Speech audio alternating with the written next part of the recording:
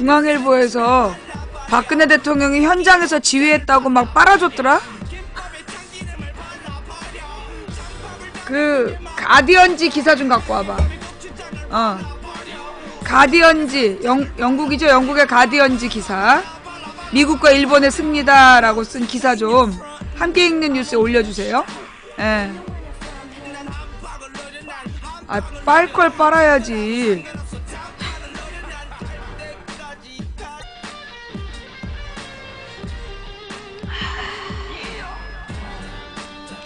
어서오세요, 어서오세요. 망치부인입니다.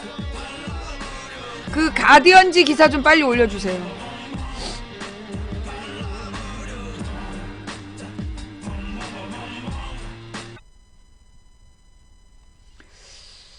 가디언이 영국 신문이죠? 가디언지가 영국 언론이죠? 예.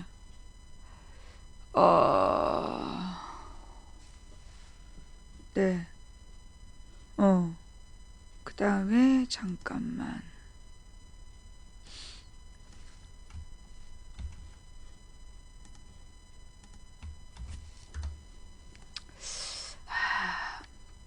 일단 여러분, 우리가 지금은 잠깐 진정할 타임? 잠깐만, 일단 우리가 이제 너무 화를 내면 죽을 수도 있어. 예. 열받아서 죽을 수도 있기 때문에 우리가 일단 마음을 다스려야 돼요. 예. 요즘에 저는 그 채식을 열심히 하고 있어요. 가능하면 육식을 좀 자제하고, 여기서 가능하면 자제한다는 얘기는 그동안 워낙 많이 먹었기 때문에 자제해봤자 여러분의 2배? 하여튼 육식을 최대한 자제하고, 그리고 이제 가능하면 그 채식을 많이 하려고 애쓰고 있습니다. 네. 근데 진짜 이렇게 제가 채식을 하면서 느끼는 건데요. 이게 육식을 할 때는 정말 화가 많이 나. 육식을 하면 이거 과학적으로 뭔가 분석해 봐야 돼. 육식을 많이 하면 되게 화가 많이 나요. 그리고 되게 흥분을 많이 하고. 근데 채식을 많이 하잖아요. 채식을 주로 하게 되면 그 화가 잘 안 나. 화가 잘 안 나고, 이게 뭐라 그러나, 마음이 그래, 마음이 좀 냉정해지는 것 같아. 뭐 이렇게 그 감정 기복이 심하지 않고, 좀 그런 게 있어요. 원래 육식을 먹으면 그 아드레날린이 분비되는 거야? 그게 과학적으로 증명된 거죠? 그러니까 내가 진짜 느끼는 건데, 몸으로 느끼는 거야, 내가. 육식을 많이 하잖아요. 그러면 화가 빨리빨리 나고 막 흥분하고, 그리고 약간 불안한 마음도 있어. 불안한 마음들이 있는데, 채식을 하면 일단 몸이 좀 추운 건 있어요. 겨울에 육식을 하면 몸이 좀 뜨겁고, 채식을 하니까 몸이 좀 추워. 추운 면은 있지만 머리가 좀 차가워지고, 그리고 이렇게 웬만해서는 화가 안 나는, 그리고 이렇게 좀 그런 게 있어. 그래서 초식 동물은 순하고 육식 동물은 좀 싸납잖아. 그게 진짜 맞는 것 같아. 예. 하여튼 방송이 열리자마자 달려와 주신 모든 분들께 감사합니다. 달려오자마자 추천해 주신 모든 분들께 또 감사를 드립니다. 1579분 추천해 주셨네요. 대단히 감사합니다. 2000분이 시청하고 계시고, 현재 추천은 1594. 한 400분 넘게 지금 추천 안 하고 계시네요? 뭐 믿고 이러지? 자, 그리고 후원해주신, 추천하시고 후원까지 해주신 모든 분들께 진심으로 감사를 드립니다. 한 분 한 분 불러드리지 못하는 점 대단히 죄송하고요. 예. 자, 그 다음에, 여러분 공지사항 있어요. 뭐냐? 요즘에 여러분들이 이제 저한테 많이 메일을 보내세요. 그러니까 쪽지나, 텔레그램 쪽지 메일 이런 걸 막 보내시는데, 내용이 뭐냐 하면, 무슨 사행성 무슨 방송을 했다고, 뭐라나, 이용 정지 처분됐다는 메시지를 받았다. 이거 어떻게 된 거냐? 그런 분들이 되게 많으신데요. 그게 뭐냐? 여러분들의 아이디가 해킹당한 거예요. 예, 여러분의 아이디가 해킹당하는데, 이 해킹을, 이게 아프리카 같은 경우에는, 제가 늘 말씀드렸다시피, 이게 이제 플레이어하고 스튜디오가 이렇게 연동이 되면서 해킹이 많아요. 그러니까 이제 어떻게 해야 되느냐? 여러분들이 비밀번호를 한 달에 한 번 정도 바꿔주셔야 돼요.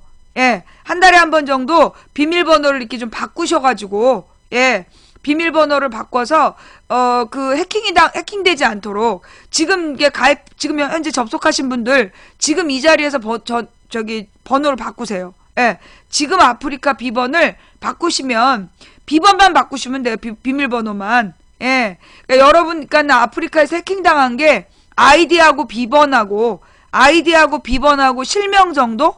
예. 요게 이제 해킹이 당한 것 같더라고요. 그래서 여러분들이 비번을 빨리빨리 바꾸셔야 돼요. 개인 비번. 아프리카에 접속할 때 아이디하고 비번을 입력하셨잖아요. 비밀번호를 바꾸시는 게 필요하다. 네. 아프리카에서 해킹당한 지 좀 됐어요. 예. 아프리카 해킹당한 지 좀 됐고, 그래서 이미 이전부터 몇 번, 해킹 위험성이 있으니까 비번을 바꿔달라. 그런 안내문이 있었는데, 우리 방 시청자분들이 이제 주로 우리 방송만 보시고, 특히 이제 자녀분들이 깔아주셨을 때 비밀번호 모르고 보시는 분들, 이런 분들이 이제 해킹의 대상이 돼요. 그러니까는 이제 빨리빨리 비번을 자주 바꾸셔야 된다. 저도 비번을 자주 바꿔요. 예. 저도 이렇게 비밀번호를 자주 바꾸는데, 어저께 비밀번호 바꾸다가 방폭이 됐어. 비밀번호를 이렇게 바꾸니까, 방송이 종료돼 버리더라고요. 그래서 어저께 딱 방폭이 됐는데, 그래서 4,000분이 보고 있다가 공중에 떴잖아요? 예, 하여튼 굉장히 죄송하다는 생각이 들고, 예, 비밀번호를 까먹지 않게, 예, 비밀번호를 까먹지 않도록 매번 바꾸시는 게 필요하다. 어떤 규칙을 갖고 바꾸시면 괜찮을 것 같아요. 예. 그래서 이제 어저께 방송 끝나자마자 다시 생방송을 시작했다는 거. 네. 너무 바꾸다가 비번 까먹음. 그러니까 알아서 여러분들이 비밀번호의 어떤 규칙을 가지고 이렇게 바꿔주셔야 돼요. 비밀번호를 자주 바꿔주는 게 여러분의 개인정보에 도움이 된다. 이건 아프리카만이 아니야. 다음도 그렇고 네이버도 그렇고. 그거 알죠? 다 털린 거. 다음이나 네이버는 다 털렸어요, 이미. 이명박 때부터. 그래서 그 다음 네이버 이런 비밀번호를 자주 바꿔주시기를 바랍니다. 예. 그 다음에요. 내일은 제가 내일이 우리 김근태 의장님 사주기예요. 예. 김근태 의장님께서 돌아가신 지 4년째 되는 날이라, 내일 아침에 제가 한 11시 정도에 마석으로 갔다가, 예, 마석 갔다가 돌아와서 방송을 하면 좀 늦을 수가 있습니다. 예, 돌아와서 방송을 하면, 좀 늦어질 수 있다라는 거, 네, 그렇게 좀 이해해 주시고, 시간 되면, 근데 제가 버스로 이동할 것 같아서, 예, 버스로 이동하다 보면, 제가 이제 소리를 제대로 못 내기 때문에, 그래서 내일 어쩌면 만약에 진짜 제가 전체 일정을 모르는데, 만약에 뭐 2-3시까지 돌아올 수 있다 그러면 제가 갔다가 오고요. 만약에 2-3시까지 못 돌아올 것 같으면 뭐 차를 가지고 따로 갔다가 오든가 아니면 못 가든가 이래야 될 것 같아요. 왜냐면 내일이 제가 출국하는 날이라 고민이 많네요. 하여간 내일 방송이 조금 늦어지더라도, 예, 내일 방송이 늦어지더라도 양해를 부탁드리겠습니다. 예. 재판이요? 어떤 재판이요? 내 재판이 하도 많아갖고. 무슨 재판? 좌익교수 재판?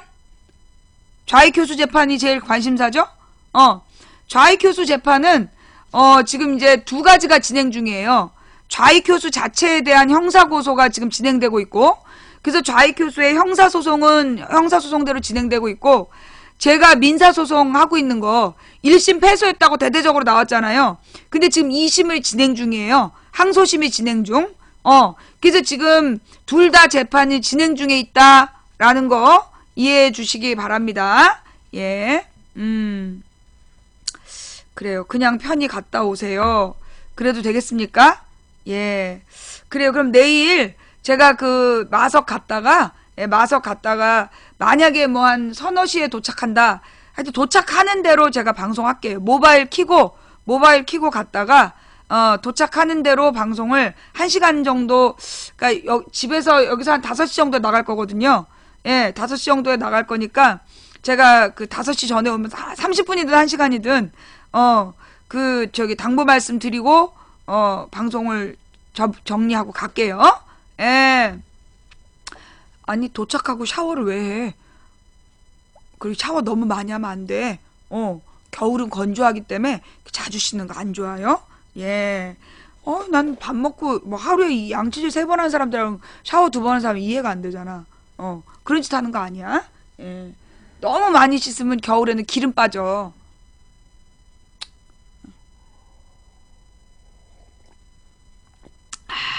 자,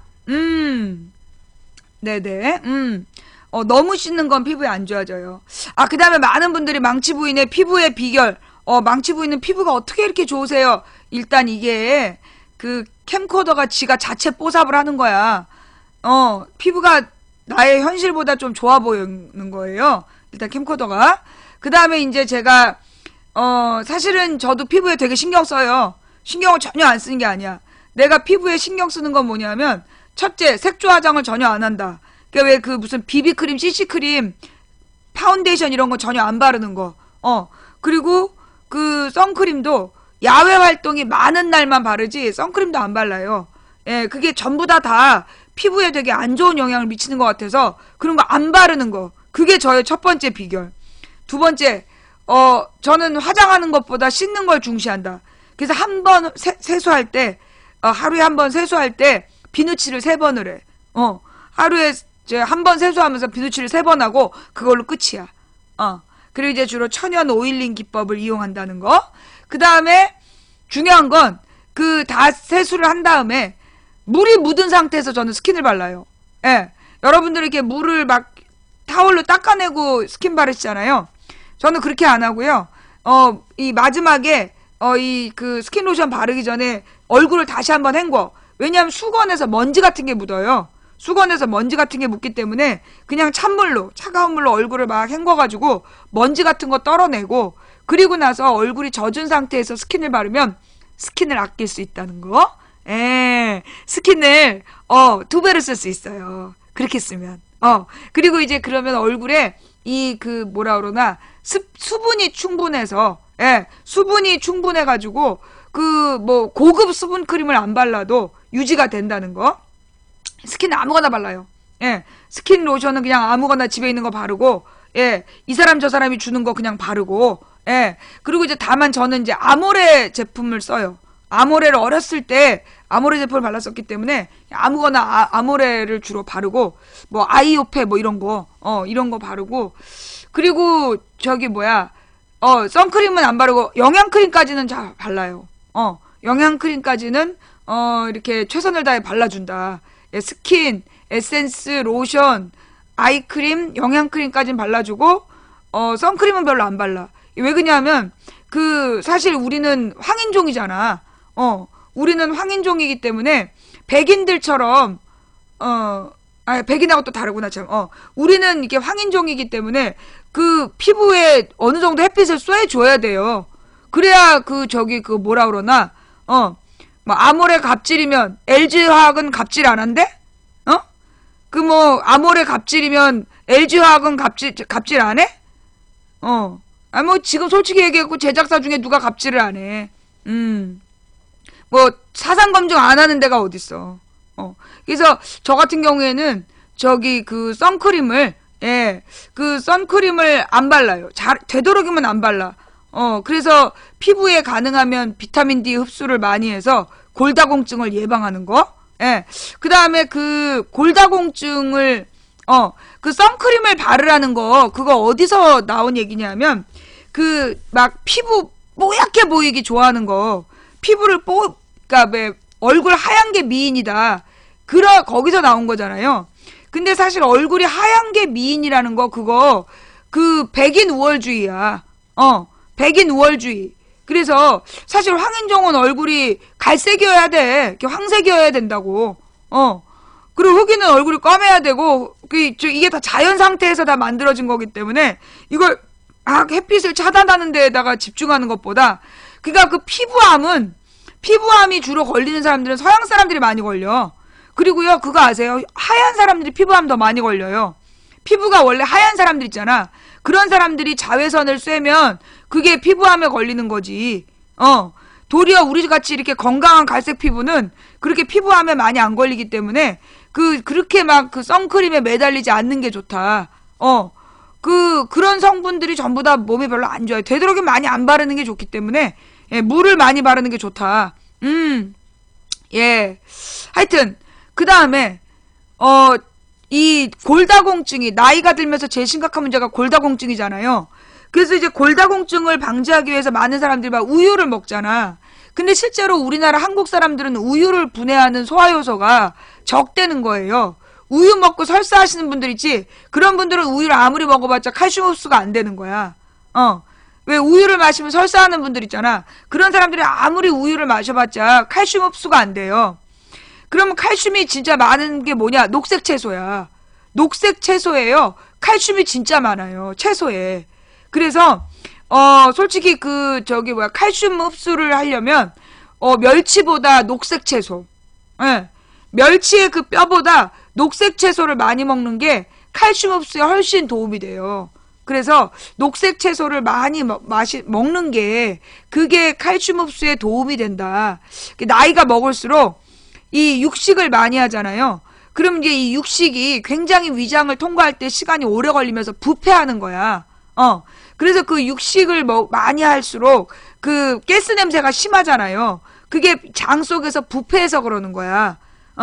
그러니까 가능하면 그 채소를 먹어야 돼요. 청소년기 때는 육식을 많이 하는 게 좋고, 나이가 들면 그 채식을 많이 하는 게 좋다고 그러더라고요.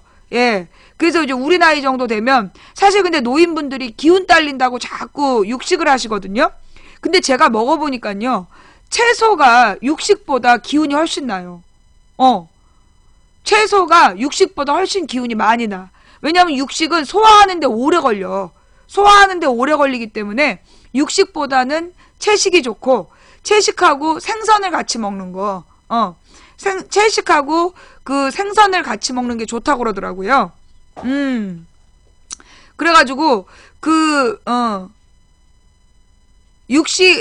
육식하고 그러니까 육식을 적당히 하고 그 다음에 소기름 같은 경우에는 몸속에서 소기름이나 이런 게 이렇게 굳어 있잖아. 그러니까 이제 그런 것들은 많이 안 먹는 게 좋다고 그러더라고요. 예, 소고기는 많이 안 먹는 게 좋고, 그 다음에 돼지고기가 제일 맛있고, 근데 사실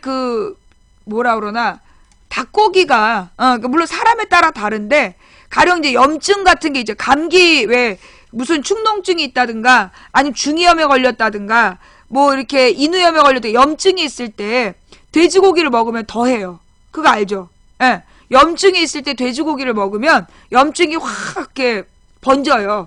그리고 그런 염증이 있을 때 막걸리 먹는 것도 안 좋아요. 예. 효소 막걸리, 진짜 살아있는 생막걸리, 이 살아있는 생막걸리가 효소이기 때문에 염증균을 확 번성시켜요. 그래서 그 감기 기운이 살짝 있을 때는 막걸리는 절대 마시면 안 된다. 그래서 막걸리 절대 마시지 말고, 그리고 돼지고기 먹지 말고, 그리고 이렇게 감기 기운 있을 땐 차라리 닭고기 국물 같은 게 건강에는 도리어 더 좋다라는 거. 예. 하여튼 그래서, 그리고 이제 저 같은 경우는요, 염증, 그러니까 오늘 아침에도 콧물이 되게 많이 나는 거야. 오늘 아침에도 막 콧물이 나거나, 어쩔 때는 목이 막 따끔따끔하거나, 감기 초기 증세 있잖아요. 그 감기 초기 증세일 때, 저는 비타민을 먹어요. 종합 비타민을.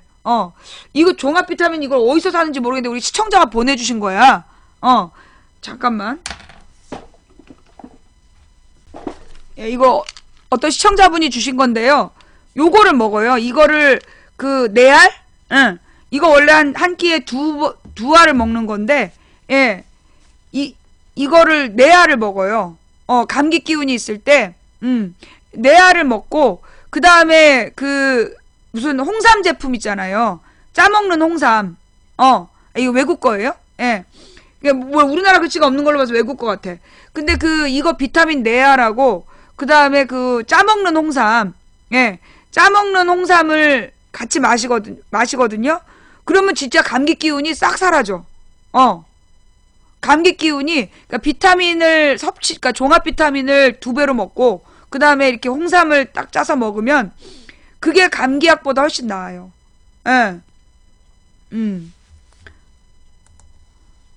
이거 이름 몰라. 프로폴리스 타블렛. 프로폴리스 타블렛이라는 건데, 예. 종합 비타민. 프로폴리스. 이게 유명한 거예요? 이게 유명한 거예요?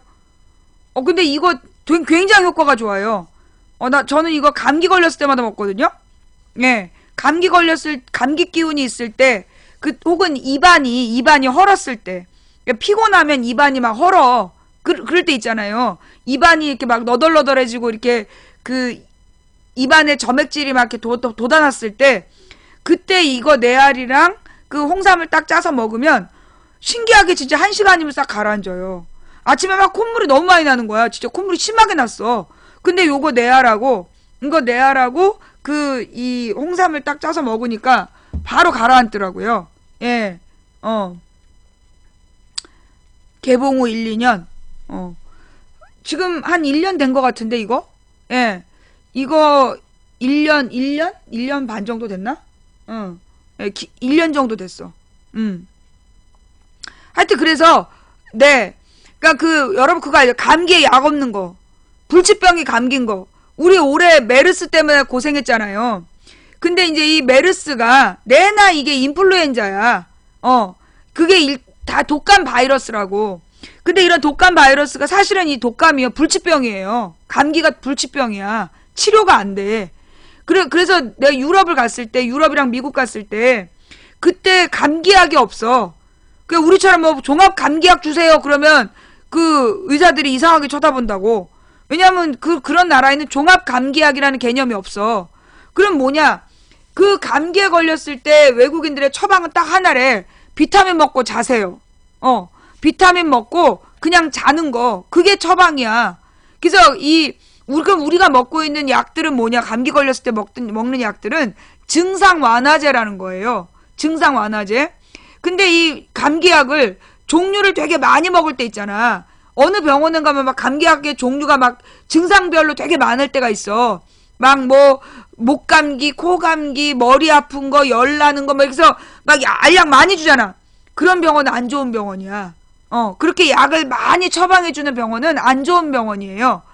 왜 그렇게 약을 처방하냐면, 항생제에 쩔은 사람들이 이게 약이 약하다고 자꾸 그런단 말이야. 그럴 때 그렇게 막 약을 많이 쓰는 건데요. 실제로 진짜 실력 있는 의사들은 그 알약을 3알 이하에서 처리해요.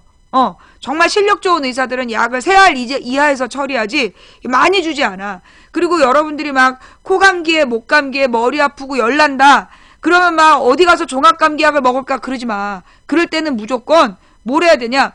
삼계탕 같은 거 있잖아. 삼계탕 같은 거 사 먹고, 그리고 푹 자는 거. 삼계탕 사 먹고, 이거 뭐예요? 종합 비타민 먹고, 그리고 자는 거. 그게 제일 좋은 약이야. 그래야 몸이 치료가 되지. 감기는 결국 쉬어야 된다는 사인이에요. 예. 그래서 우리가 지금 갑자기 요 며칠 동안 날이 차가워가지고 추워서 여러분들 많이 감기 걸릴 것 같은데, 나도 요즘에 운동을 다녀요. 우리 동네에 이제 지하에, 그러니까 우리 동네 관리사무소 지하에 헬스장이 있어. 그래서 지하 헬스장을 다니는데, 한 2주 됐어요. 물론 매일은 못 가. 한 일주일에 3-4번? 일주일에 3-4번 가면서 한 2주 갔거든요. 그러면서 채식하고, 그래서 어떻게 됐냐? 4kg 뺐어. 4kg가 이렇게 빠지고, 그러니까 왜 내가 이렇게 몸이 막 푸석푸석 부었었어. 몸이 되게 푸석푸석 부었었는데, 그리고 중요한 건 물을 많이 마셔야 돼. 물을 하루에 한 3,000cc 마시면서 채식을 하고, 그리고 운동을 한 2주 했더니, 그게 지금 한 4kg 정도 빠졌어요. 2주 만에. 그리고 중요한 건 술을 전혀 안 먹고, 뭐, 왜 이렇게 내가 방송하고 나면 긴장감이 너무 꼭대기까지 올라가서 긴장을 완화하려고 맥주를 한 캔 정도 마시거나 막걸리를 뭐 한 반 병 정도 먹었는데 그게 살로 가더라고. 그래서 이제 딱 맥주도 막걸리도 전혀 안 먹고, 술 전혀 안 하고, 채식하고 물 많이 마시고 운동을 했더니 한 4kg 정도가 줄었는데 그게 지방으로만 줄은 것 같아. 지방으로만. 근데 나는 이번에, 왜 제가 지난번에 채식 보여드린 날 있잖아요. 하나님께서 나한테 어떤 사인을 보내셨다. 그러면서 채식이 도착했다. 그날 있잖아. 그때부터 시작해가지고 내가 정말 꾸준히 했어요. 꾸준히 지금 하고 있는데, 내가 원래 다이어트가 잘 안 되는 사람이야. 근데, 이번에는, 그니까 지난 2014년 3월 달에, 작년 3월 달에 그렇게, 아주 의지를 가지고 6개월 정도가 진행이 됐고, 6개월? 아니, 한 6주에 걸쳐서 굉장히 타이트하게 진행이 되더니, 지금도 마음이 달라. 지금 내 마음은 어떤 상태냐면, 내 지금 상태는 어떤 상태냐면, 뭐라 그러나, 뭔가 준비하는 느낌. 뭔가 하나님께서 준비하라고 그러신다. 내가 지금 엄청난 뭔가를 감당해야 될 일이 있어서 내 몸을 준비시키는 것 같다. 그러니까 뭔가 이렇게 큰 일을 준비시키는 것 같아요. 예, 큰 일을 준비시키시려고. 그래서 먹는 것마다 이상하게 그냥 뭐 집에 뭐가 왔어. 그래서 먹었는데 알고 보니까 이게 뇌혈관을 뭐 이렇게 맑게 해주는 거, 혈관 맑게 해주는 그런 것들이 자꾸 와. 자꾸 들어오고, 그러면서 이걸 먹게 되는데, 먹으면서 진짜 몸이 가벼워졌어요. 몸이 가벼워지고, 그 다음에 마음이 좀 단단해지고, 마음이 좀 이렇게, 뭐라 그러나, 평정심을 유지한다고 그러나? 평정심을 유지한다고 그러나? 그러면서 지금은 거의 이렇게 좀, 이래서 스님들이 생채식을 하는구나. 원래 그래서 이제 수도사들이나 스님들이 이렇게 생식을 하시잖아요. 채식을 하고 생식을 하는 이유가 이런 거구나. 그리고 원래 절에서는 고추장 같은 거 안 먹잖아요. 예. 절에서는 이제 고추장 같은 거를 잘 안 먹는데, 그래서 좀 이제 자극적인 것들을 많이 피하는 거지. 맵고 짠 거, 맵고 짜고 달고 이런 것들을 좀 피하고, 이러니까 훨씬 내가 지금 견딜만해. 보통 때 같으면 내가 막 미쳐 돌아갔을 텐데, 견딜만한 상황이 유지되고 있어요. 이번에 위안부 협상도 사실은 굉장히 심각한 문제거든요. 예, 굉장히 심각한 문제가 발생한 건데, 제가 그래도 이렇게 막 열받아 죽지 않고, 혈관이 터지지 않고 이렇게 유지되고 있는 거, 요즘에 방송을 보면 왜 여기가 내가 혈관이 막 쓰잖아. 혈관이 계속 이렇게 부풀어 오르는 거 보셨죠? 예, 이게 별로 안 좋은 증상이야. 내가 이게 2013년에 이제 국정원 때문에 너무나 열이 받아가지고, 국정원 좌익 교수 때문에 너무나 열받아가지고, 막 한 3개월 동안 집중적으로 화를 냈더니, 뇌혈관이 막혀가고 있다고 진단이 나왔잖아. 그래서 내가 요즘에 이제 다시 채식을 하면서 마음을 다스리는 중이에요. 채식을 하면서 마음을 다스리는데 참 안 되네. 하루는 그네가, 하루는 철수가 나의 평정심을 공격하고 있어요. 예. 자, 하여튼 지금 이제 이거 뭐라 그래. 어제 이제 어제 위안부 문제가 터졌잖아요. 예, 위안부 협상이. 자, 그런데 말입니다. 예. 정말 이렇게 마음 다스리기가 쉽지 않아요. 내가 오늘 5시에 딱 끝낼 거야. 이 마음을 다스리기 어렵게 하는 일이 이제 발생을 했는데, 예. 자, 지금부터 이제 본론으로 들어갑니다. 지금부터 본론. 자, 지금 이제 여러분들이 지금 다 아시겠지만, 이 위안부 협상을 왜 했느냐가 중요해요. 예. 위안부 협상을 왜 했느냐가 중요한 거야. 근데 이제 오늘 아침에 내가 열받아가지고 트위터를 날린 이유가 뭐냐면, 아침에 YTN을 감시를 했는데, 정말. 최태원이 세계일보에 보냈다는 편지를 문단별로 문단별로 보여주고 그걸로 둘이서 남자 여자 나와가지고 그 편지 단락단락에 대한 토크를 하고 앉아있는 거야. 미친 거 아니야? 미친 거? 너네가 그러면서 24시간 보도 채널이라고 국민 세금으로 지원을 받냐? 이것들이 포털 메인에 공개된 KBS 뉴스 5개 중에 3개가 최태원이야. 이 정말 이 시벌 진짜. 이거 정말 KBS는요 수십 년 내면 안 돼. KBS 진짜 수십 년 내면 안 돼. 여러분들 집에 텔레비전이 없는 분들 있죠. 사실 요즘에 텔레비전 없이 그냥 컴퓨터로 자료 찾아보시고 유료 결제해서 보시는 분들 많잖아. 집에 TV가 없으신 분들은요, 한전에다 전화하셔가지고, TV 수신료, 안 내겠다. 우리 집에 텔레비전 없다. TV 수신료 나한테 청구하지 마라. 그렇게 하셔야 돼요. 예. TV 수신료는요, 텔레비전이 없는 분들만 신청하실 수 있어요. 예. 텔레비전이 없는 분들, 예. 집에 텔레비전이 없는 분들은 전기요금에 나오는 TV 수신료를 빼달라고 한전에다 얘기해가지고 그거 빼고 청구하라고. 그 다음에 TV 수신료를 몇 년 전에 뺐는데 언제부턴가 슬그머니 덧붙여 나오는 경우가 있답니다. 그러니까 여러분들 전기요금 통지서 오면요 확인하세요. 그래서 TV 수신료가 지금 적용되고 있는지. 예. 인터넷 TV도 텔레비전 수상기가 있으면 무조건 내야 돼요. 텔레비전 수상기가 있으면 그 수신료를 내야 됩니다. 인터넷 TV를 보시는 분들, 근데 TV 모니터, 그냥 모니터 있잖아. 컴퓨터 모니터로 그 인터넷을 연결해가지고 보시는 거면 괜찮은데, 텔레비전을 TV 수상기에다가, 여러분들이 보고 계시면, 그거는 뺄 수가 없고, 근데 TV 수상기가 없는 분들, 아예 집안에 텔레비전이 없는 분들은, 수신료를 거부할 수 있어요.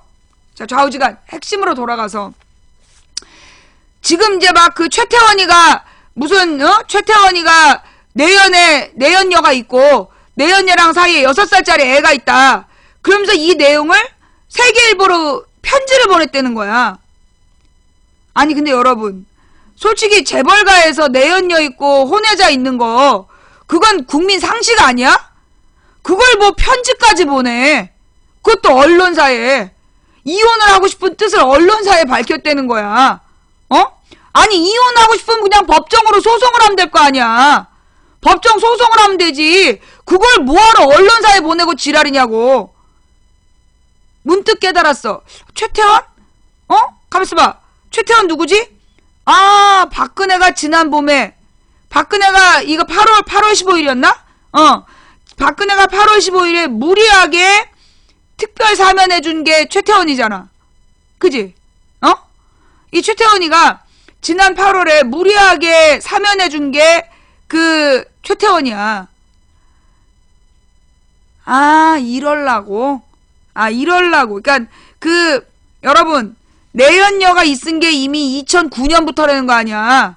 2006년인가? 2006년부터 내연녀가 있었고 2009년부터 혼외자가 태어나서 지금까지 살았다는 거 아니야. 근데 왜 하필 오늘 이 편지가 도배를 할까? 왜 하필 오늘 이 편지가 도배를 할까? 예. 이럴 때 써먹으려고. 네가 지금 편지 깔 때다. 그랬나 보지. 최태원을 사면시킨 세력이 네가 지금 편지 보낼 때다. 그런 거지. 다른 사람은 사면 안 되는데 최태원이가 사면된 거 아니야. 그 이유가 뭐겠어.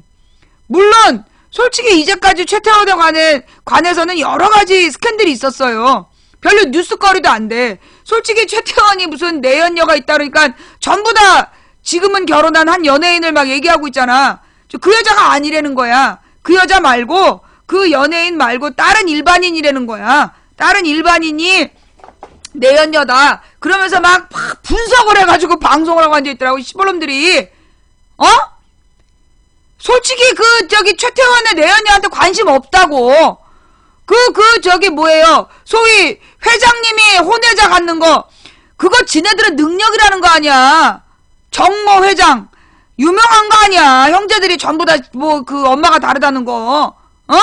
그게 뭐 뉴스거리하고 지랄하고 자빠졌어. 이 위안부 굴욕적인 협상을 했고, 이거에 대해서 지금 세계 언론도 지금 박근혜가 진 거다 이러고 앉아 있는데, 우리나라 언론만 미친 듯이 그걸 보도하고 앉아 있어. 이 씨발놈들이.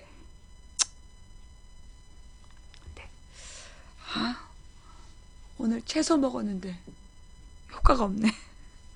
김치를 같이 먹어서 그런가?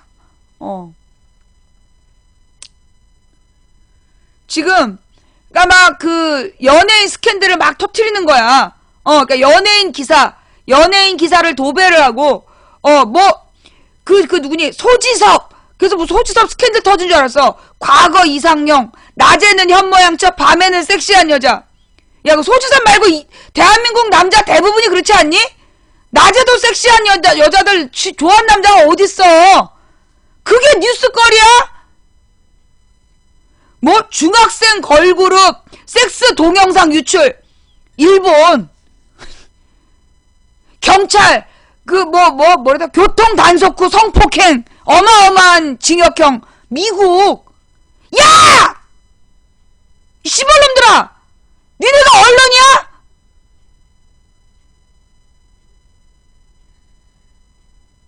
이것들이 오늘 같은 날 대한민국의 진짜 언론이라면 이 위안부 협상의 문제가 뭐고, 이 문제가 앞으로 미칠 후폭풍이 뭐고, 이런 문제 외교 전문가들 불러다가 그런 얘기해야 될 거 아니야. 이제까지 내가 지켜보는데 하나도 그걸 안 해. 이러면 안 돼.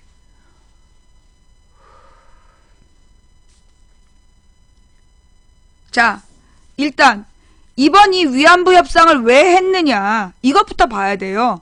예. 근데 이제 그거 결론으로 봅시다. 도대체 이 그러니까 도대체 뭐가 굴욕적이냐 요거부터 먼저 볼게요. 그 가장 굴욕적인 단 한 단어가 뭐라는 거야.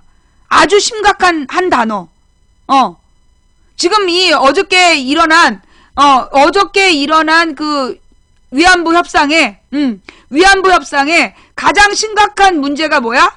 불가역적. 불가역적이라는 말. 불가역.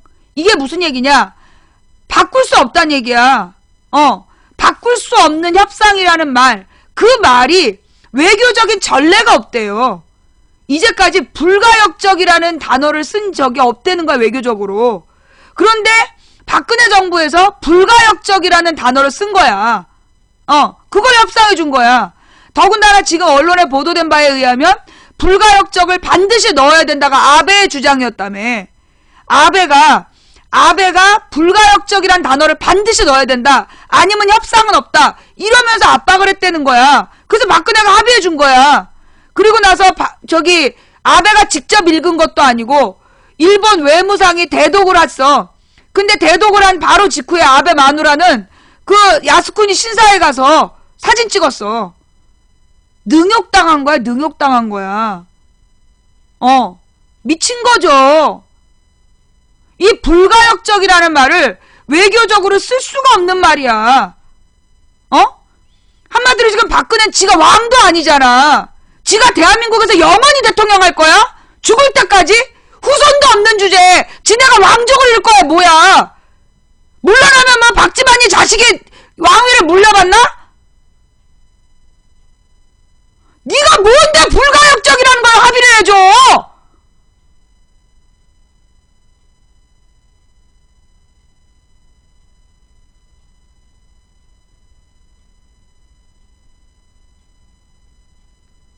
그래놓고 중앙일보에서 이 협상을 박근혜가 현장에서 지휘했다고. 모든 책임은 박근혜가 져야 되는 거야, 이러니까. 이 불가역적. 이게요, 지 아버지하고 딸하고 똑같은 짓을 한 거야. 박근혜 아버지 박정희가 65년도에 굴욕적인 한일 수교를 하면서 두 가지 굴욕적인 행동을 해. 하나는 독도 밀약을 맺었고, 또 하나는 이 위안부나 강제 징용 징병에 대해서 절대 개인적인 배보상을 신청하지 않겠다 각서 써준 거. 그걸로 이제까지 그 식민지 피해자들이, 식민통치 피해자들이 누구도 배상받지 못했어. 박근혜 아버지 때문에.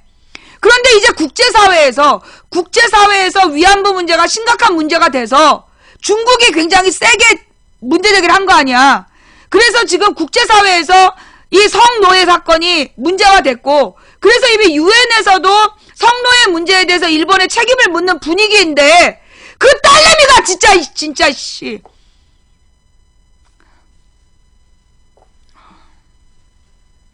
잠깐만, 내가 파스를 좀 붙이고 올게.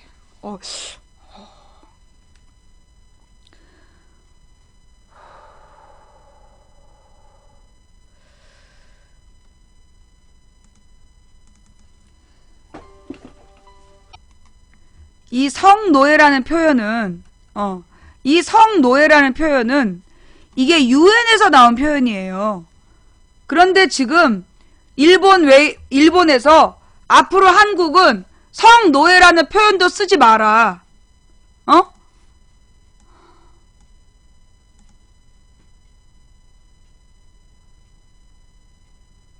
중국, 호주, 일본에 의해서 그 침략을 당한 모든 사람들이, 모든 나라에서 이 일본의 성노예라는 표현을 쓰고 있는데, 이걸 앞으로는 쓰지 말라는 거야. 그러자 한국이 우리는 일본군 위안부 피해자라고 부른다. 야!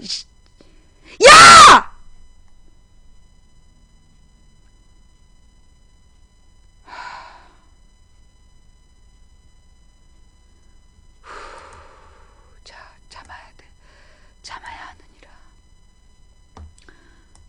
자, 내가 방송을 오래 해야 되기 때문에, 방송을 오래 해야 되기 때문에, 자, 우리 냉정하게. 이러려고 나한테 채식을 시키셨나봐.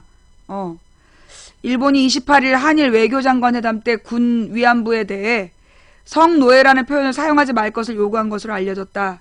교도통신에 의하면 세코 히로시게 관방부 장관은 기자회견에서 이 같은 사실을 소개했다.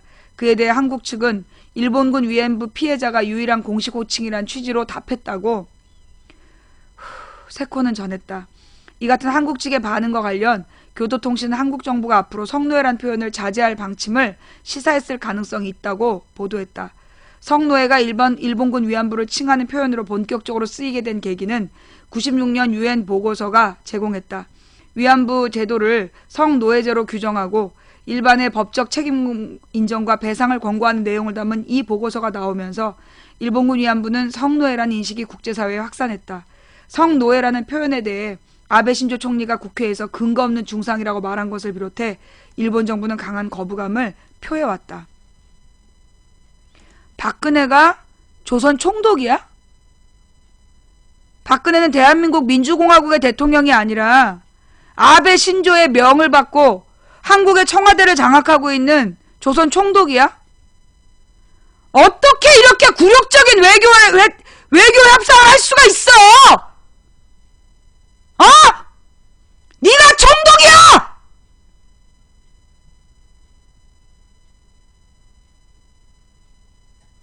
이게 친일을 미화하는 국정교과서를 진행하는 것도 모자라서 뭐하는 짓거리야 이게 지금. 무엇보다 이 협상을 하면서 위안부 피해자들하고 단 한 차례도 정부 차원에서 회의를 하지 않았대. 단 한 차례도 위안부 피해자들을 정부에서 찾아보지 않았다는 거야. 그리고 이런 개족 같은 협상을 한 거야 이게 지금.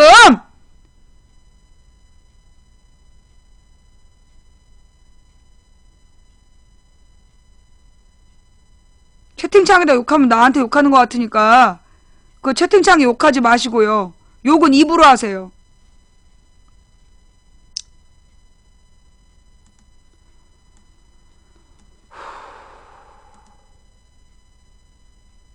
일본이 손해본 건 뭐? 10억엔 뿐. 10억엔이 돈이 100억이래 씨발. 야, 이명박이 말아먹은 돈에 비하면 100억 3발의 피야. 도요타 자동차 몇 대 팔면 걔네들 거뜬히 벌어들이는 돈이고, 삼성에서 일본에 퍼다 바치는 원천 기술료에 비하면 정말 비듬 같은 금액이야. 그걸 받았다고 외교적인 승리, 씨발, 진짜 이것들이. 너네 일본의 조선 총독부야! 이것들이 진짜.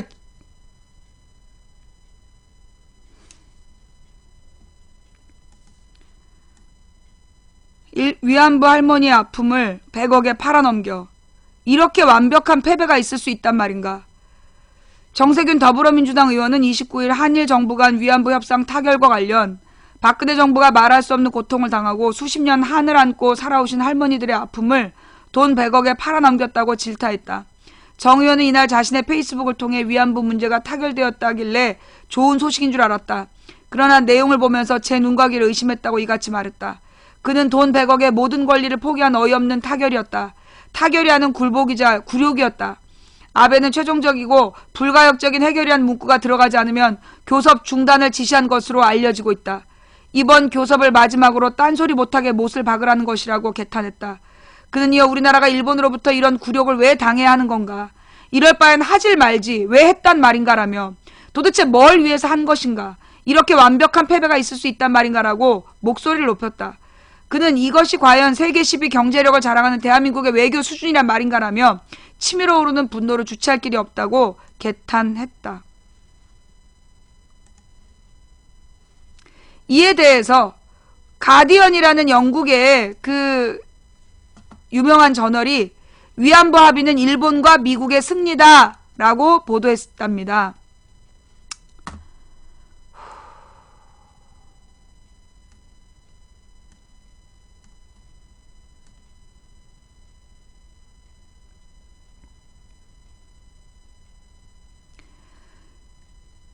워싱턴 포스트하고 월스트리트 저널은 미국의 희소식 동북아 안보에 긍정적이다 라고 보도했다. 뉴욕타임즈가 없죠? 예.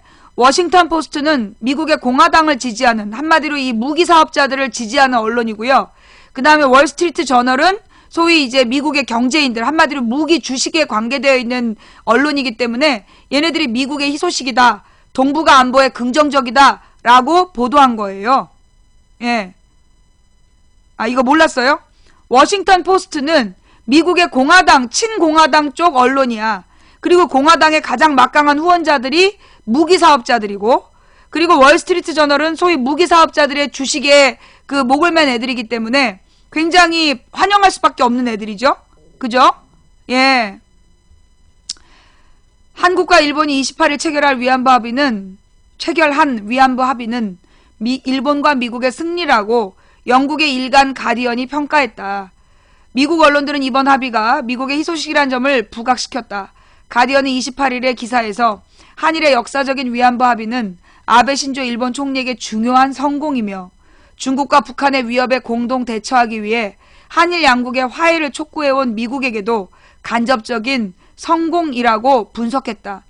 이게 굉장히 중요한 내용이에요. 예.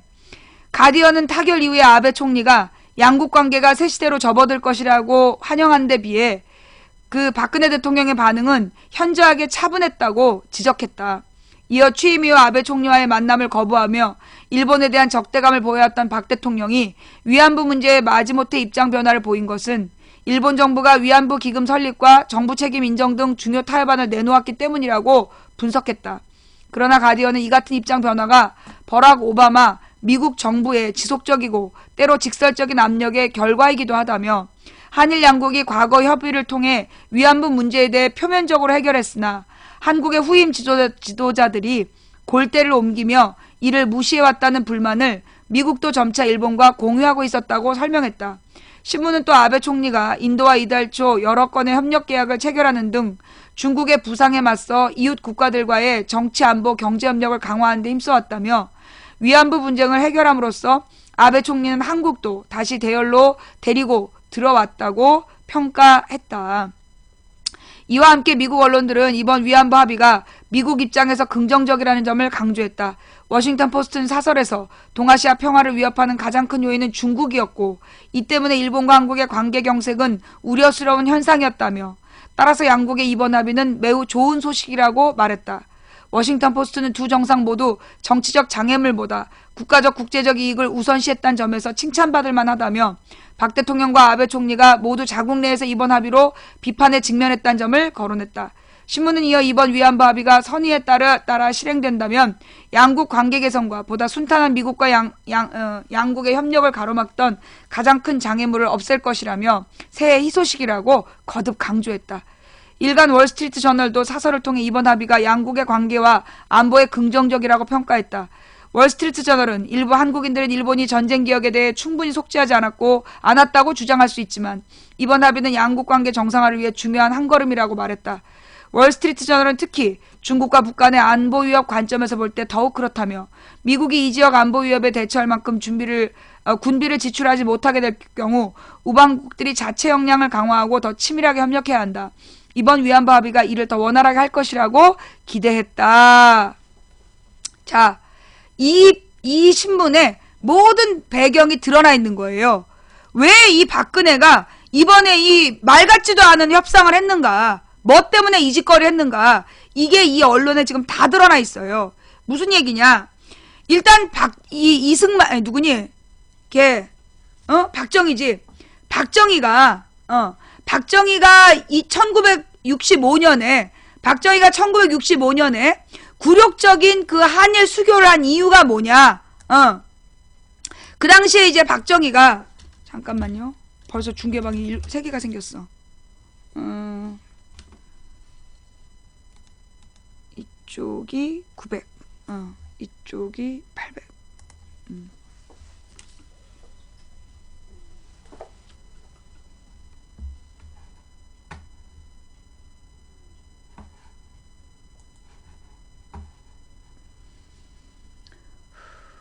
이 100년 전쟁 후속판이 안 나와서 이래.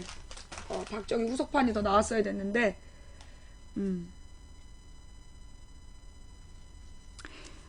이제 1965년이 어떤 때였느냐. 이게 우리가 이제 세계 국제 정세를 좀 읽어봐야 돼요. 예. 1960년에, 그러니까 이제 1945년에 우리 이제 한반도가 일본의 식민지에서 광복을 맞이하잖아요. 해방이 됐어요. 해방이 된 다음에 북쪽은 소련군이 와서 점령하고 남쪽은 미군이 점령군으로 들어오게 돼. 그래서 점령군이 3년 동안 신탁 통치를 하는 과정에서 반탁 찬탁 운동이 벌어지고 이념 대립이 심해지고 이 와중에 실제로 우리나라에 김구, 이 사람은 민족주의 지도자였고 여운형 같은 사람은 국공합작, 즉 이제 북한의 김일성, 남한의 김구, 그 다음에 중립지대의 여운형, 이런 사람들이 소위 이제 여운형 같은 사람은 남북이 이제 하나로 통일을 해서 통일국가를 만들어야 된다, 그런 주장을 하면서도 어떤 하나의 이념으로 가지 말고 좌우의 민족주의와 사회주의가 결합된 그런 새로운 체제를 가야 된다, 이런 주장을 하다가 총 맞아 죽었어. 여운형 씨는 총 맞아 죽고, 그 다음에 김구 선생님은 남북이 절대 분단되면 안 된다. 그래서 김일성을 설득해서라도 남북이 하나의 통일국가를 만들어야 된다 라고 설득하고 다녔던 게 김구야. 그런데 누가 이승만과 연관되어 있는 이승만 정권을 지지했던 당시 CIA에 의해서 안두희가 CIA 조직원이었잖아. 그러니까 CIA 조직원이었던 안두희가 김구 선생님을 살해하게 되죠. 이게 나중에 미국 문서로 확인이 된 내용이야. 김구 선생, 그러니까 여운형 선생이 먼저 죽고, 48년에, 그리고 김구가 49년에 죽고, 그러면서, 이승만이 영구 독재를 꿈꾸게 되는 거죠. 그런데 48년도에 첫 번째 대통령 선거에서 당선됐는데, 50년 2월 달에 이승만 당이 참패를 합니다. 그래서 그 당시에는 국회에서 대통령을 간선으로 뽑는데, 국회의석 3분의 2가 이승만 반대당이었어. 그래서 자기가 대통령이 될 수 없는 상황이니까 메가더한테 편지를 보냈다는 거 아니야. 편지를 미리 보냈다더라. 하여튼 편지를 미리 보내가지고 편지를 보내서 이승만이 이제 메가더에게 협조 요청을 하죠. 협조 요청을 해서 한국전쟁이 일어나기 전에 남한을 빼달라, 미국의 방어선에서 빼달라 라고 요청을 했고 메가더가 들어줬다라는 거 아니야. 메가더가 들어줬다는 거고, 그런 상태에서 50년 2월 달에 그 선거에서 이승만이 참패했고, 그리고 6월 달에 그 북한에 김일성이 쳐들어오는 거 아니야. 남침을 해오는 거 아니에요.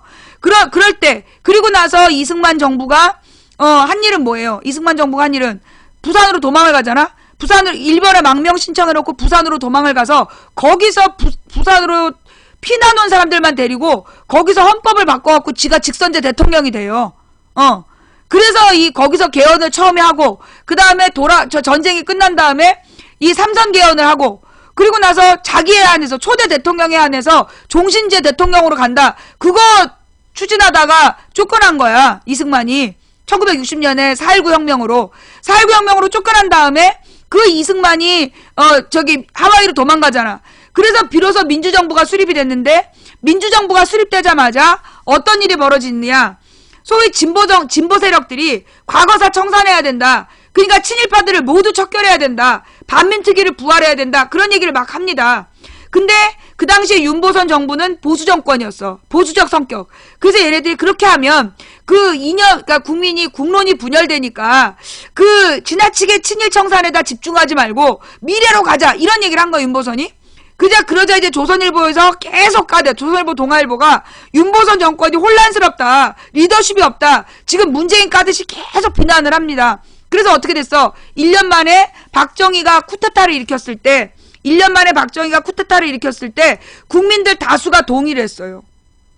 윤보선 정부가 너무나 리더십이 없다. 이게 조선일보하고 동아일보가 주도한 그 언론에, 박정희가 쿠데타를 일으킨 다음에 뭐라 했냐면, 이 정치적인 혼란을 잠재운 후에 자기가 민간에게 권력을 이양하겠다 그러니까 그 당시에 많은 지식인들이, 서울대 교수들도 찬성을 했다는 거야.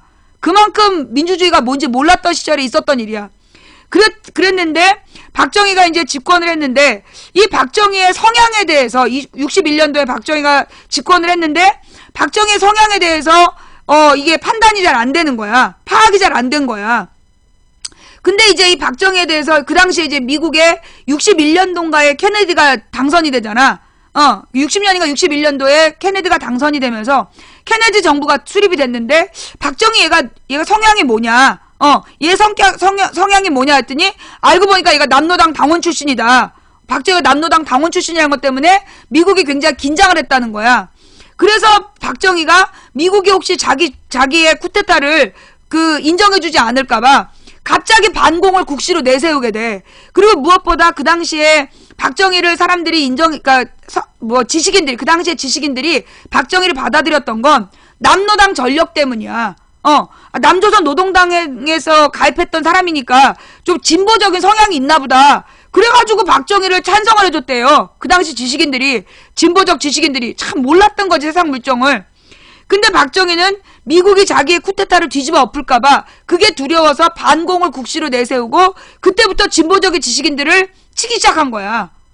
진보적 지식인들을 치기 시작하고, 그러면서 미국만 믿고는 안 된다. 그래서 이제 일본하고의 관계를 개선해야 된다. 그래서 한일 수교를 준비합니다. 그래서 64년부터 한일 수교를 준비하는데, 그 전에 무슨 일이 있느냐? 케네디가 이제 미국에서 집권을 했잖아. 케네디, 그 다음에 카터, 클린턴, 그리고 오바마, 얘네들은 전부 다 민주당 권력이야. 얘네 민주당 권력은 어떤 성향이냐면, 산업을 발전시켜서 경제적으로 세계를 지배해야지 무기로 지배하면 안 된다. 전쟁이 아닌 경제로 지배하겠다. 요게 민주당의 전략이야. 반면에 루즈벨트라든가, 그 다음에 루즈벨트, 레이건, 부시, 얘네들은 전부 다 공화당이야. 근데 이 공화당은 뒤에 누가 있느냐 하면, 루즈벨트는 공화당 중에서 유일하게 산업을 발전시킨 경우고, 그 다음에 이 나머지 공화당은 기본적으로 무기 산업자들의 후원으로 대통령이 된 애들이야. 그래서 얘네들은 기본적으로 무기 산업자들의 이익을 위해서 끊임없이 전쟁을 일으킨, 그게 공화당 정부란 말이야. 근데 그 당시에 케네디가 집권을 했는데, 이 케네디 시절에 막 무기 산업자들이 베트남 전쟁을 해야 된다. 왜냐하면 이제 한국 전쟁 끝나고 나서 그 미국의 경제가 63년 정도 되니까 한국 전쟁 끝나고 10년 만에 또 침체가 돼. 왜냐하면 미국은 계속 군수 산업을 발전시켜가지고 경제를 돌렸는데, 한국전쟁 끝나고 10년 동안 전쟁이 없으니까 군수산업자들이 이제 몸이 근질근질한 거야. 그래서 베트남 전쟁을 하자고 막 이 케네디를 꼬셨어. 그런데 케네디가 루즈벨트 민주당이에요? 그러면 저긴가? 레이건이 저기 공화당 중에 산업발전 시킨 사람인가? 착각했나봐요. 그 루즈벨트는 뭐 민주당이래. 내가 잘 몰랐어. 그리고 레이건이 공화당 중에 유일하게 실업을 줄이고 그랬던 사람이다. 내가 리을로 시작해서 좀 헷갈렸어. 그리고 중요한 건 뭐냐? 이 케네디로 들어가. 그래서 케네디가 그 미국 군수산업자들이 베트남 전쟁을 일으키려고 베트남으로 미군이 전격 진주에 진입해야 된다 그랬는데 그걸 동의를 안 해요. 미군을 출동만 시켜놓고 베트남전에 적극 개입을 안 한 거야. 그 와중에 케네디가 암살당하는 거야. 그 와중에. 그러니까 미국 군수산업자들이 베트남 전쟁을 본격화하자고 주장했는데 이 케네디가 동의를 안 하고 미군 파병만 해놓고 기다렸어. 그러면서 이제 미국 각 케네디 경제팀들을 그 냉전 국가에 보내서 경제 발전을 시켜서 이념적 승리를 하면 된다. 이런 전술을 케네디가 폈단 말이야. 그때 케네디가 암살을 당해요. 케네디가 암살당하고 얼마 뒤에 통킹만 사건이 일어나. 그 통킹만 사건이 소위 조작됐다. 이걸 그 당시에 작전 지휘했던 사람이 죽기 전에 고백하고 죽었어. 그게 미국의 문서 공개로 다 드러난 사실이야. 통킹만 사건을 조작하고 그리고 나서 베트남 전쟁을 일으켜요. 그렇게 된 거야. 그런 와중에 65년이야. 64년부터 이제 이 박정희가 그럼 이제 그 민간에게 이양을 하기로 했는데 그러면 이 민간 이양을 해야 되잖아. 근데 그 약속을 지키지 않고 지가 대통령을 하고 싶었던 거야. 그래서 뭔가 국민들에게 눈에 띄는 어떤 경제발전 성과를 가져와야 된다. 뭔가 성과를 내야 된다. 그래서 일본에서 돈을 빌리기로 하는 거야. 일본하고 미국에서 돈을 빌리기로 하는데 일본이 돈을 안 빌려주잖아. 그러니까 그럼 너네 원하는 게 뭐냐 물어보니까 일본에서 두 가지를 요구해. 하나가 뭐냐? 전쟁 피해 보상 요구를 하지 마라. 그리고 독도를 내놔라. 두 가지를 요구를 한다고. 그래서 64년도부터 그 협상을 시작을 했는데 일본이 주교한 두 가지를 요구하니까 그때 김종필이가 독도를 폭파해버리자. 독도를 주면 그 국내 민족주의 계열이 들고 일어날 테니 그러면 안 되니까 차라리 독도를 폭파시키는 게 어떠냐 이런 주장을 했던 거야. 그러니까 이제 이 박정희가 독도 밀약을 맺어. 그 김종필을 시켜서 독도 밀약을 맺어서 독도를 일본하고 공동 소유한다. 각자 자기 땅이라고 주장하고 반론하지 않는다. 그리고 한국이 점유하지만 절대 군대를 파병하지 않는다. 그리고 독도 주변에 경제 수역을 결정할 때는 반드시 공동 수역으로 한다. 그게 박정희가 맺은 굴욕적인 약속이야. 밀약이었어. 이게 밝혀진 게 언제냐면 2006년이야. 2006년에 노무현 정부 때 그걸 까버리는 거야. 그걸 왜 깠냐 하면 김대중 정부 때 한일 그 문화교류가 이루어지는데 그 당시에 그 독도 주변을 공동 경제 수역으로 했다. 그래서 김대중이 독도 팔아먹었다라고 한나라당에서 계속 여론전을 펼쳤어. 그러니까 노무현이 열받아갖고 뻥 까지 마라. 박정희가 판 거 아니냐. 박정희 때부터 독도 밀약으로 독도 공동 소유해놓고 왜 김대중한테 책임을 묻느냐. 이러면서 까버린 거예요. 그게 독도 밀약이야. 그래서 그때부터 독도에 대해서 공개가 돼버린 거야. 그런데 그동안에 어떻게 했느냐 하면 조용한 외교. 여러분 지금 포털에서요. 이 문제가 터지니까 독도 문제가 막 독도 밀약 얘기를 하고 그러니까 독도 문제에 대해서 조용히 처리해야 되는데 왜 떠드냐 이런 걸 보셨죠. 지금 포털에 굉장히 다양한 애들이 나타나가지고 독도 문제에 대해서는 조용히 처리해야 되는데 왜 떠드느냐 왜 공론화 시키느냐 그런 얘기하고 있죠. 그죠? 얘네들이 누구야? 댓글 부대야. 얘네들이 댓글 부대예요. 독도 무슨 얘기냐 하면 그 당시에 이제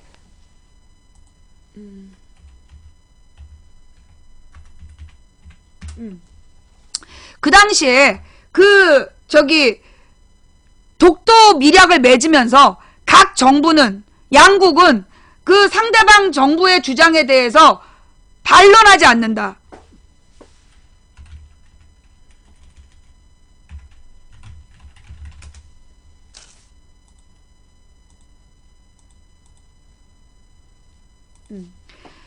독도 문제에 대해서 양 국가가 각자 자기의 땅이라고 주장하고 정부 차원에서 상대방 국가의 말에 반론하지 않는다. 그게 박정희 때 맺은 독도 밀약의 내용이야.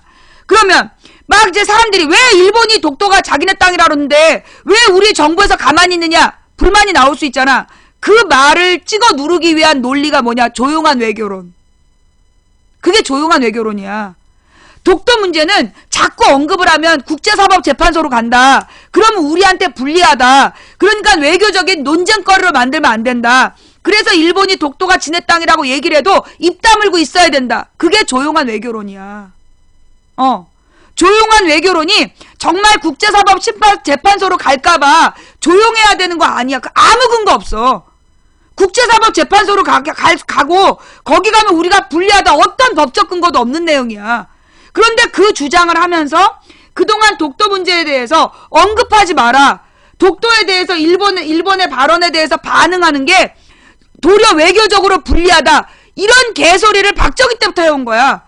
박정희, 전두환, 노태우, 김영삼 그때까지 계속 조용하게 해야 된다. 김대중 때까지도 그렇게 주장했어, 언론이. 그래서 독도 문제에 대해서는 감히 언급하지 못하는 조용한 외교가 맞는 건 줄 알고 이제까지 살아온 거예요. 그게 틀렸다고. 그게 잘못된 얘기라고. 뭔 말인지 알아요? 그거 거짓말이라고. 그 말에 여러분들이 현혹돼가지고 독도 문제에 대해서는 입 다물어야 된다. 여러분 그러면 안 돼요. 독도 문제에 입 다물면 안 되는 거야. 그건 매우 심각한 문제이고요. 그 문제에 대해서는 우리가 계속 우리 땅인데 왜 일본이 그렇게 얘기하냐고 따져야 되는 거야. 근데 그동안 안 따진 이유가 뭐냐? 박정희의 독도 밀약 때문이야. 지금도 인터넷에서 이런 문제는 외교적으로 나중에 우리한테 불리하니까 조용히 해야 된다. 그렇게 글 쓴 새끼들이 댓글 부대야. 그렇게 글 쓴 놈들이 댓글 부대예요. 캡처하세요. 예. 그런 새끼들이 지금 댓글 부대예요.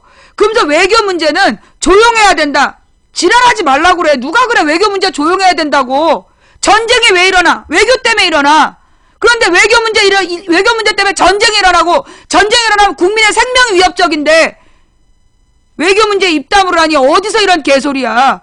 국민의 뜻에 따라 정치하는 민주주의 국가에서 외교적으로 문제가 있으면 국민들 당연히 지적해야지. 오늘 이거 처음 하신 분. 조용한 외교론이 조용한 외교론의 배경 오늘 처음 하신 분. 몰랐죠, 여러분도. 그게 맞는 건 줄 알고 이제까지 여러분들이 그 말이 맞는 건 줄 알고 그냥 입 다물고 있었죠. 이 개새끼들이 이게 국민 속여온 거라니까. 조용한 외교론은 박정희의 독도 밀약에서 나온 거야. 박정희의 독도 밀약을 지키기 위해서 입 다물으라는 얘기예요. 이미 노무현 대통령 때 독도 밀약을 까면서 더 이상 조용한 외교론은 옳지 않다. 유명한 독도 연설이 있잖아. 독도 관련 노무현 연설 있죠. 그 연설에 그 얘기가 나와. 더 이상 조용한 외교론은 통하지 않는다. 그게 노무현이 죽은 이유야. 노무현을 죽음으로까지 몰아갔던 이유가 독도 밀약을 까서 그런 거예요. 독도 밀약을 까버렸기 때문에 그래서 쟤네들이 노무현을 죽을 때까지 밀어붙인 거야. 스스로 목숨을 끊을 때까지 밀어붙인 이유가 독도 밀약을 깠기 때문이에요. 그리고 이제까지 지네들이 주장해왔던 그 조용한 외교론이 말이 안 되는 게 우리나라 언론에서도 일본이 이렇게 주장했다는 언론 보도가 있어. 근데 정부 차원에서 반론이 없어. 100년이 지나잖아. 그러면 한국 정부에서 이에 대한 별다른 반론이 없었다. 따라서 독도가 일본 땅이 되는 거야. 그러라고 조용한 거였어. 그러라고 조용히 하라 그런 거야. 독도 문제에 대해서 입 다물으라고 주장한 내용이 목적이 그거였다니까. 그건 아닌 듯? 야 뒤져라 김정은. 네가 그건 아닌 듯이라고 주장하는 근거가 뭐냐고. 그러면서 내가 강퇴를 해버렸구나. 뒤져라 김정은이 그건 아니래. 뒤져라 김정은. 너 지난번에 와갖고 박근혜 만세 불렀지?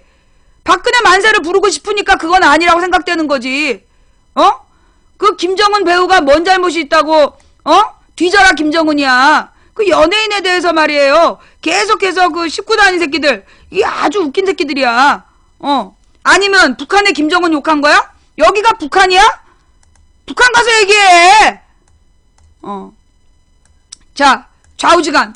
그래서 지금 이 조용한 외교론 조용한 외교론으로 이제까지 독도 팔아먹고 박정희가 독도 팔아먹은 거예요.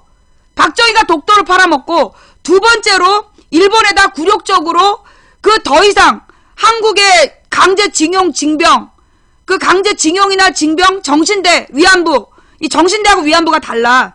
이 사람들에 대해서 개인적인 피해 보상을 하지 않겠다는 각서를 쓴 거야. 그것 때문에 일본이 이제까지 박정희 때 얘기 끝났다. 박정희 때 얘기 끝났는데 우리가 왜 돈을 물어줘야 되냐. 이러면서 우리는 사과도 할 만큼 했다. 돈도 물어줄 만큼 물어줬다. 이미 계산 끝났다. 아베가 계속 그 주장을 한 거야. 근데 이 문제의 발단은 어떻게 됐느냐. 박근혜가 일본하고의 정상회담을 계속 거부하면서 그 위안부 문제를 끌어들였어. 여기서 위안부 할머니들이 화가 난 게 박근혜가 위안부들을 위해서 이제까지 뭘 했냐. 그런데 왜 한일 해야 될 외교적인 업무들을 안 하면서 왜 위안부를 끌어들였냐. 이게 2013년부터 위안부 할머니들의 공통된 주장이에요. 누가 우리 문제를 전제조건으로 해달랬냐. 외교는 국가 간에 해야 될 외교적인 문제가 있는데 그 국가 간에 해야 될 외교적인 문제를 처리하지 않으면서 왜 우리를 갖다 찍어붙이느냐. 그렇게 얘기했어 위안부 할머니들이. 박근혜가 뜬금없이 위안부 문제를 선제적으로 해결하기 전에는 일본하고 대화하지 않겠다. 내가 볼 때는 일본하고 대화하면 박정희하고의 약속 그걸 지키라고 일본이 주장할 거기 때문에 대화를 피해온 거야. 박근혜가 괜히 위안부 문제를 찍어붙여가지고 그동안에 일본하고 대화를 피해온 이유는 아베가 너 니네 아버지 때 얘기된 거 지켜 라고 얘기하니까 그 대화의 장을 피해온 것뿐이 없다고. 그래서 괜히 위안부 핑계 삼은 거야. 정말로 위안부 문제를 해결하고 싶었다라면 위안부들의 요구대로 협상을 했겠지. 그동안에 위안부 할머니들하고 정대합하고 어떤 대화도 정부 차원에서 없었어요. 자, 여기서 한 가지 또 찾아볼게요. 어저께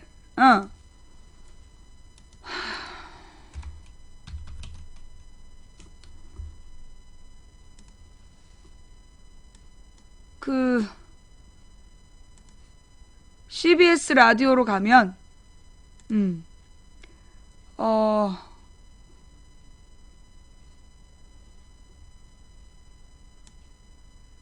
새아침 이런 거 아니고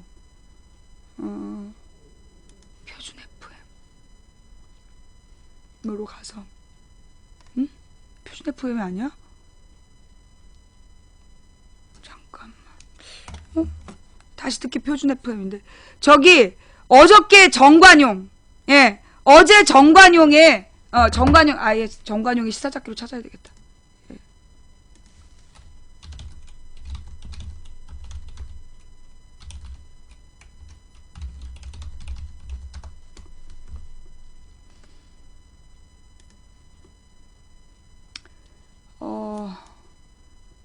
시사잡기 정관용입니다. 해서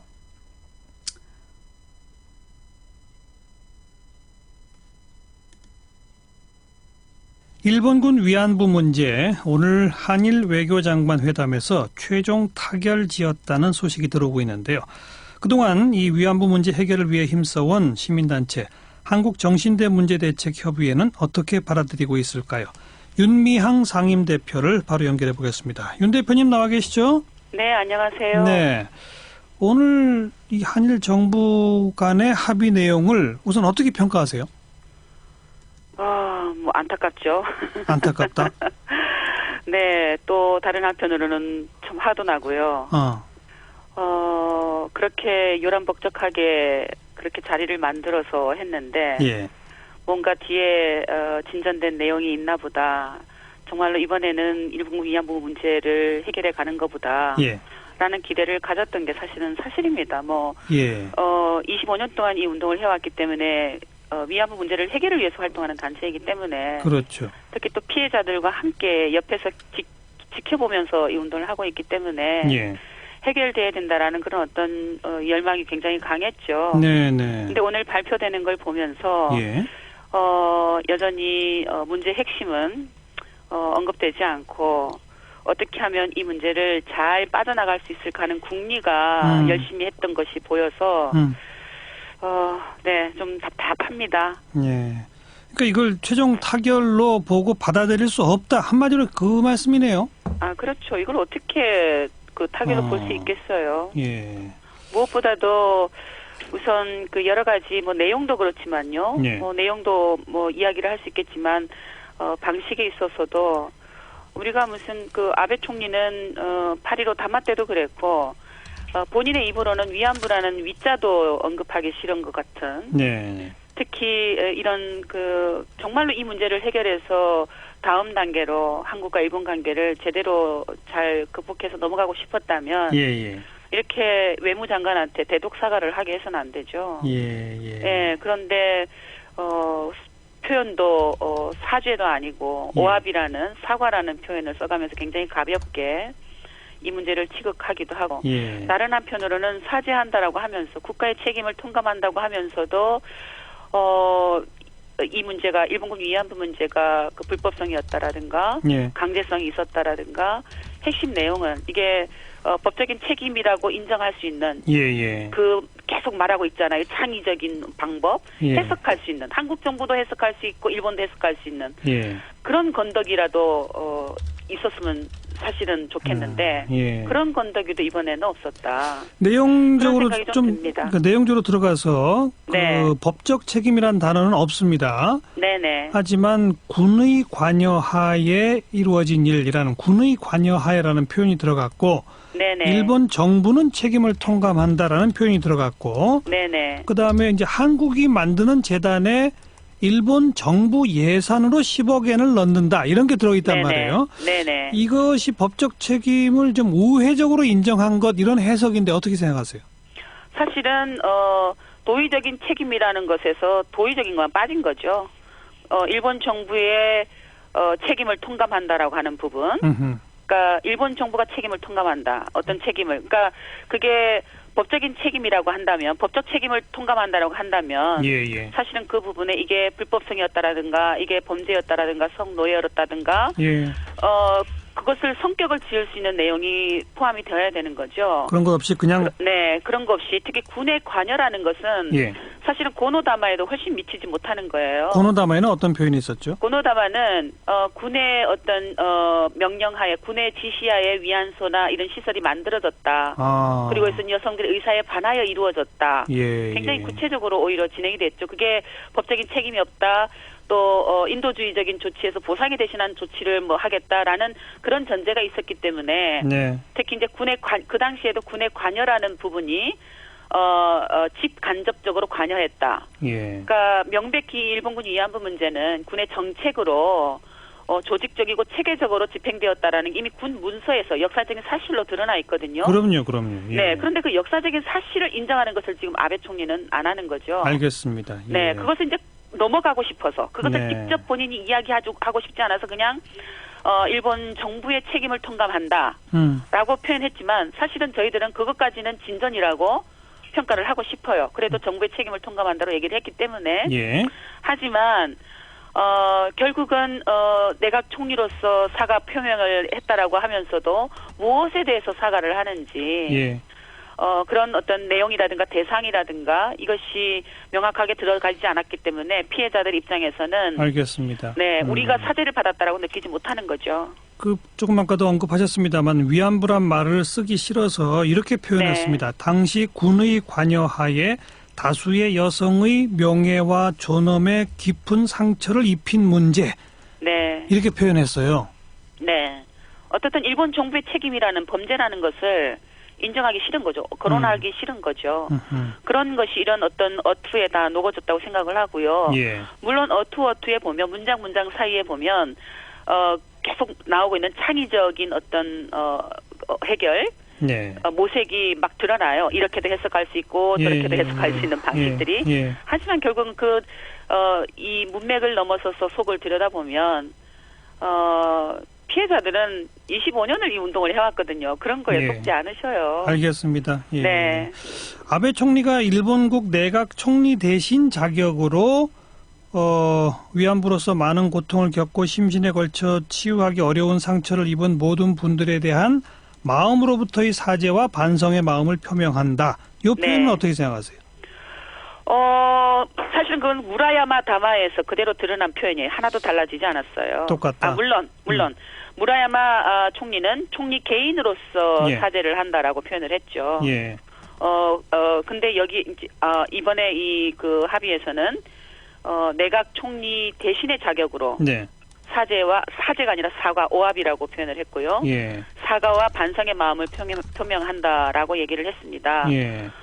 그런데 사실은 뭐 이 부분도 정부의 어떤 총리 개인의 사죄라고 표현했던 무라야마 다마에서는 진일보된 네. 그런 것이라고 할 수 있지만 네. 말씀드렸듯이 대독 사과라는 것 이런 부분이 또 하나 이 사죄는 사죄 주체는 명확하게 일본 정부의 대표여야 되죠. 예. 공식적이고 공개적인 사과여야 되고요. 그리고 이 사죄는 일본 국민들이 알까봐 시시하는 사죄여서는 절대로 안 되죠.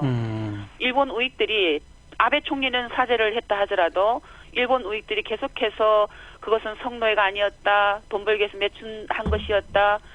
왜 너희들은 이렇게 계속 일본 정부의 사죄를 계속 요구하느냐? 네. 한 번도 제대로 사죄를 하지도 않아 놓고 예. 이렇게 하면서 결국 그 어떤 문제가 해결되지 않은 책임을 피해자들과 피해국의 NGO들에게 탓을 돌리는 예. 이러한 것은 정말로 폭력적이고 있어서는 안 된다. 네. 그런 생각이 합니다. 그러니까 그래서 사실은 저도 더 안타까운 게 이번에야말로 이 문제를 해결할 수 있는 절호의 기회였고 예. 피해국의 어떤 국민의 정서도 보살펴서 한 곱이 넘어갈 수 있는 기회였는데 예. 왜 그렇게 하지 못했는가? 예. 특히 어떤 해결의 내용보다 저희가 더 가슴 아픈 건요. 그 뒤에 내건 어떤 조건들, 그 조건들을 한국 정부 스스로 냉큼 받아서 예. 그것을 약속을 했다라는 것, 그것을 발표했다라는 것. 어떤 조건들을 말하는 거죠, 그러니까? 예를 들면 이것이 잘 실행될 경우, 그러니까 실행을 전제 조건으로 해서 다시는 유엔이나 해외에서 그 일본 상대 양국이 한국 정부와 일본 정부가 상대국을 비난하거나 비판하는 발언을 하지 않는다. 네. 유엔에서 발언을 하지 않겠다는 얘기죠. 앞으로 그렇죠. 위안부 문제를 얘기하지 않겠다는 얘기죠. 그렇죠. 그리고 평화비에 대해서도 마찬가지로 이게 일본의 어떤 안녕과 위험에 미배가 되므로 위험에 문제가 있으므로 네. 뭐 철거를 위해서 시민단체가 노력을 하겠다라든가. 예.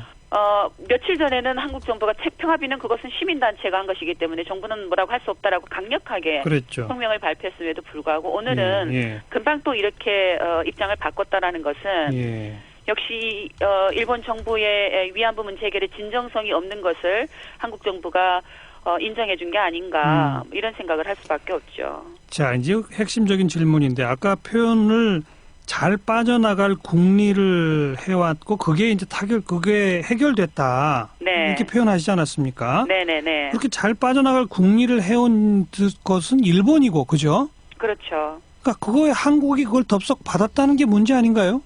그렇죠. 이게 시간의 연내 타결이라는 어떤 시간을 딱 앞에 내걸어 놓고 네. 일본 정부의 한국 정부가 왜 다급해서 이렇게 막 급하게 예. 이것을 담합을 해버렸는가? 네. 이건 피해자들의 의사도 전혀 물어보지도 않고 예. 이렇게 해버렸는가 하는 것은 사실은 이건 참 어떻게 표현을 해야 될까요? 왜 이랬다고 생각하세요? 우리 스스로의 부끄러움인 것 같아요. 그러니까 정부가 왜 이랬다고 생각하세요? 저는 외부의 압력 때문이지 않았을까 그렇게 추측할 수밖에 없죠. 어떤 압력이요? 지금 한국과 일본을 둘러싸고 있는 미국의 압력이 뭐 올해 들어서서 사실은 대놓고 있었고요. 예. 오바마 총리가 한국과 일본을 올 때도 4월 달인가요? 그때도 내가 한국과 일본을 가기 전에 너희들 빨리 위안부 문제 하라라고 얘기했다든가 이런 점들이 양국 정부를 이렇게 어떤 연내 타결이라는 그런 시간을 정하게 만들지 않았는가. 예. 올해 11차 협의에서 그런 진전된 내용이 있었으면 이번에 발표를 하는 게 아니라 예. 그다음에 피해자들과 다시 한번 논의를 해가면서 예. 그리고 1월 달이나 2월 달이나 3월 달이나 내년 초쯤에 다시 한번 예. 한일 양국이 만나서 피해자들 만나보니 피해자들이 이런 의견들이 더 그렇죠. 요구했다라든가 예. 그 과정을 피해자들도 함께 참여할 수 있는 과정을 했다면 네. 할머니들 오늘 우리는 가정이 완전히 배제당하고 소외당했다. 우리를 이용한 것 같다. 우리가 이제 나이가 들어서 오늘 이용사 할머니가 기자들에게 그런 말씀을 하셨는데요. 나이가 들고 이제 할머니들이 다들 뭐 치매도 걸리고 하니까 우리를 너무 무시하는 것 같다. 네, 네. 라는 피해 의식을 또 갖게 되시는 거거든요. 그렇죠. 예. 게다가 이제 이렇게 되니까 일부 여론에서는 인터넷이나 이런 데서는 이 정도 하면 되지 않았느냐. 라는 여론 조성까지 만들어지고 있거든요. 아이고. 결국은 이건 피해자들에게 또 다른 너희들 70년 동안도 어떤 입을 닫고 살았었는데 예. 피해자들의 어떤 권리 당신들이 잘못되었다라고 여론이 만들어가는 것이니까 아이고. 사실은 참 답답하죠. 강북 70년 두 번, 이런 세 피해 번, 넘어가는 네, 거다. 두 번, 세 번 네. 더 마음 아프게 하는군요. 그 피해 네. 할머니들을. 그렇습니다. 그 국장급 이런 그 접촉을 하다가 갑자기 무슨 뭐 아베 총리가 무슨 결단한 듯 장관을 보내겠다 막 이런 게 지난 주말 사이에 알려진 거 아닙니까? 그렇죠. 그러고 나서 우리 정대협이나 나눔의 집 같은데 정부 관계자가 와서 무슨 상의 같은 것도 전혀 없었습니까? 없었어요. 없었어요. 네. 그런 상의도 없이 어떻게 위안부 문제의 이른바 최종적 불가역적 해결을 그러니까요. 합의할 수 있죠? 그렇죠. 이건 외교부가 그 어떤 피해자 개인의 권한까지도 그러니까요. 넘어서는 거죠. 최종적 불가역적 해결이라고 하는 말은 이제 우리 할머님들도 더 이상 문제 제기면 안 된다는 얘기입니까? 무슨 말입니까? 그 얘기잖아요. 이건 정말 위헌에 가까운 얘기라고 생각을 합니다. 앞으로 어떻게 대응하실랍니까? 저희들은 뭐 이건 해결이다라고 볼 수가 없고요. 예. 더군다나 피해자 배제하고 양국 정부 간의 타결로 이 문제는 해결될 수 없다고 봅니다. 예. 그리고 뭐 국제사회가 또 미국을 위시한 곳에서 이미 여론들이 벌써 해결된 것처럼 그렇게 보도가 되고 있다라는 소식들을 예. 저희한테 해외에 있는 저희들과 연대하는 분들이 계속 전해오고 있어요. 예, 예. 그래서 계속 알려나가고 이번에 이 문제가 갖고 있는 어떤 모순점들 예. 해결되지 않은 지점들을 또 설명도 해 나가야 되겠고요. 예. 여성들 피해자들이 살아 계시는데 한 분이라도 더 살아 계실 때 이 문제 해결되기를 원하는 마음은 예. 어느 누구보다도 그 옆에서 지켜보고 있는 저희들이 더 절절합니다. 그럼요. 네, 한 분이라도 더 살아 계실 때 이 문제가 해결될 수 있도록 더 노력을 해 가겠습니다. 알겠습니다. 그 평화비 소녀상 네. 오늘 뭐 이른바 합의에는 한국 정부도 가능한 대응 방향에 대해 관련 단체와 협의를 통해 적절히 해결되도록 노력한다 이렇게 나왔잖아요. 네. 그 관련 단체가 바로 정대협 아닙니까? 그렇습니다. 그걸 직접 만드신 분들이 정대협이잖아요. 네. 정부가 이거 협의 들어오면 어떡하실래요? 이건 사실은 이건 이제는 만든 건 저희들이 만들었어요. 근데 이건 이미 우리 모두의 공공자산이라고 저희는 평가를 하고 있습니다. 네. 사실은 한국 정부도 경찰들도 그건 공공자산이라는 걸 이미 인식하고 있었어요. 예. 그러니까 일본 우익이 독도는 일본 땅이다라는 그 말뚝을 예. 그 소녀상에 꽂았을 때 예. 그게 굉장히 사회 문제가 됐었고 그럼요. 그 이후에 그 담당이 있던 종로 경찰서에서는 24시간 그 경비조를 만들어서 그 경비를 했어요. 예. 최근에 들리는 바에 의하면 일본에서 관광 온 사람들이 예. 그 평화비 옆에 뭔가를 앉아서 사진을 찍으려고 하면 경찰이 와서 누구냐라고 묻는다라고 우리들에게 오히려 문제제기를 하는 분들이 있어요. 그러니까 그만큼 이미 그 평화비는 역사가 되었고 예. 평화의 상징으로 우리들의 공공의 자산이 되었다고 생각을 합니다. 예. 그건 저희 정대협도 어쩔 수 없는 것이고요. 예. 정부는 더더군다나 그 문제에 대해서 시민단체에게 이거 이제 철거해도 되지 않겠는가라고 제의를 하는 것 자체가 그건 사실은 참 부끄러운 외교 현실이죠. 네. 왜 우리가 그래야 되는지. 대통령과 외교장관한테 한 말씀만 하시죠. 마지막으로. 대통령께서 늘 누누이 해오셨던 말씀은 일본 정부는 피해자들과 국민들이 납득할 수 있는 수준으로 일본이 해결해야 된다라고 얘기를 해왔습니다. 네. 지금 이 시점에서 오늘 했던 이 최종 타결안이라고 하는 이 협의가 정말 피해자들이 원했던 해결안인지 그리고 국민 여론이 받아들일 수 있는 그런 해결안인지 다시 한번 꼼꼼히 살펴주셨으면 좋겠습니다. 네. 일단 피해자 할머니들은 납득 못 하신다는 거 아니에요? 그죠? 네, 그렇습니다. 네, 말씀 잘 들었습니다. 네, 고맙습니다. 한국정신대문제대책협의회 윤미향 상임대표였습니다. 자, 청취자 여러분은 납득하시겠습니까? 일본군 위안부 문제. 자, 요 다음 이야기, 다음 뉴스 또 볼게요. 사죄 받아야 될 정부가 일본 대리인처럼 행동. 평화비 소녀상 조각가 김석영 씨, 국민 없다. 혼이 비정상인 나라. 한일 양국이 외교장관 회담을 통해 한국군 위안부 문제를 합의했다고 발표했지만 국민 여론과 피해자를 무시한 내용이라는 비판이 나오고 있다. 양국은 일본 정부가 위안부 문제의 책임을 통감하고 재단 설립을 통한 배상 문제를 논의하겠다는 내용을 합의문으로 내놨다. 박근혜 대통령은 양국 정상 간 통화를 통해 아베 총리의 사과 표명을 수용했다고 밝혔다. 마치 일본군 위안부 문제가 일단락된 것처럼 박근혜 대통령이 일본의 잘못된 역사적 과오에 대해서 한일 관계 개선과 대승적 견지에서 이번 합의에 대해 피해자분들과 국민 여러분들께서도 이해해 주시길 바란다고 내놓은 대국민 메시지도 합의를 강요하는 꼴이라는 반발이 거세다. 특히 일본 정부가 이번 회담에서 일본 대사관 앞 평화로에 설치된 평화비 소녀상 철거를 협상 조건으로 내걸었고 합의 직후 일본 대표인 기시다 외무상이 소녀상이 적절히 이전되는 것으로 알고 있다고 말하면서 일본군 위안부 문제 합의라는 성과를 남기기 위해 정부가 국민의 염원이 담긴 역사적 상징물을 일방적으로 내줬다는 비난이 쏟아지고 있다. 외교당국은 이전을 약속한 것은 아니란 입장이지만 기존의 소녀상 이전을 민간 문제이기 때문에 나설 일이 아니라고 했던 정부가 협상 의제로 올리고 이전 검토로 입장을 선회한 것은 사실상 이전을 약속한 게 아니냐는 해석도 가능하다. 협상 하루가 지나고 29일 외교부 1차관과 2차관이 정대협 쉼터와 나눔의 집을 방문하는 것도 합의 내용을 포함해 평화비 소녀상 이전 문제에 대한 여론 악화를 위한 것으로 풀이된다. 평화비 소녀상은 김운성, 김석영 부부 조각가가 일제강점기 강제 위안부였던 김학순 할머님이 1991년 증언한 것을 듣고 위안부로 강제로 끌려간 소녀의 슬픈 사연을 형상화시킨 조각이다. 한국정신대문제대책협의회는 2011년 할머님의 시위가 1000일이 되는 걸 기념해 평화의 비석을 세우고 싶다는 뜻을 밝혔고 김운성, 김석영 조각가가 비석보다는 강제 위안부를 상징하는 조형물이 좋겠다고 제안하면서 평화비 소녀상이 세워졌다. 소녀상은 위안부 문제에 대해 책임을 지고 사과하지 않는 일본 정부를 탓하듯이 일본 대사관을 향해 있고 주먹을 쥐고 있는 모습이다. 소녀상 왼쪽 어깨에 앉아있는 새는 산과 인가를 연결하는 상징물이고 소녀상 옆에 빈 의자는 돌아가신 할머니의 의자를 의미한다.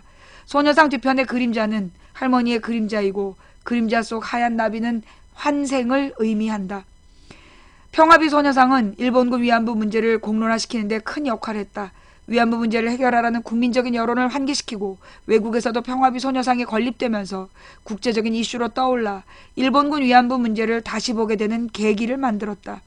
지난 2013년 캘리포니아 LA 한인들이 소녀상 추진위원회를 조직해 LA 인근 글렌데일리 센트럴파크 도서관 앞에 평화비 소녀상을 건립했다.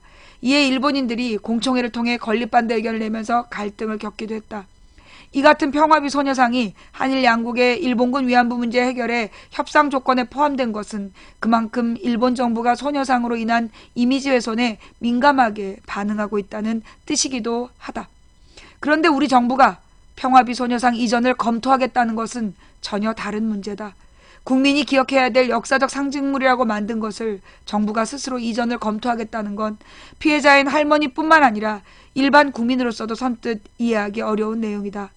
평화비 소녀상을 만든 조각가 김석영 씨는 29일 미디어오늘과 인터뷰에서 소녀상 이전 문제가 협상 테이블에 올라와 있는 것만으로도 기가 막힌다고 말했다.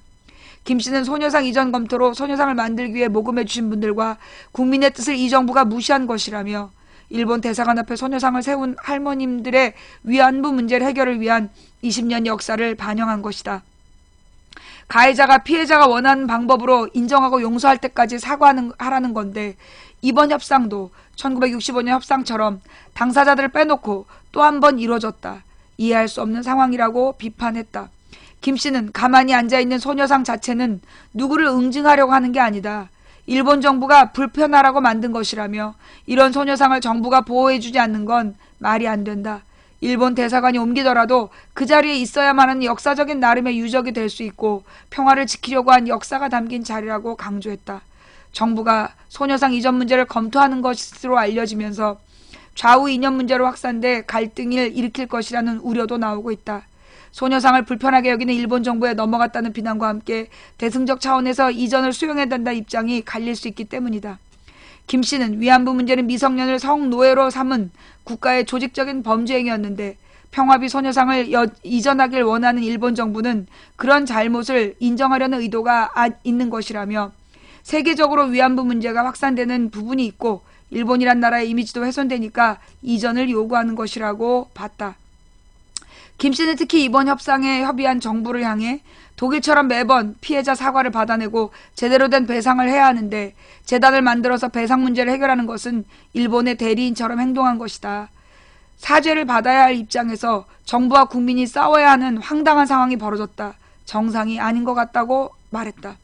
김 씨는 대승적 차원에서 합의 내용을 이해해달라는 박근혜 대통령의 대국민 메시지에 대해서도 그분이 원래 본인이 하고자 하는 것은 잘하더라. 아픈 사람들을 보지 않는다. 왜 정책에 반대하는지 모른다. 국정화 교과서 문제도 같은 맥락이라고 생각한다.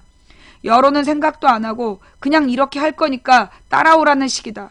무시당하는 느낌이다. 국민은 없다. 혼이 비정상적인 나라라고 꼬집었다.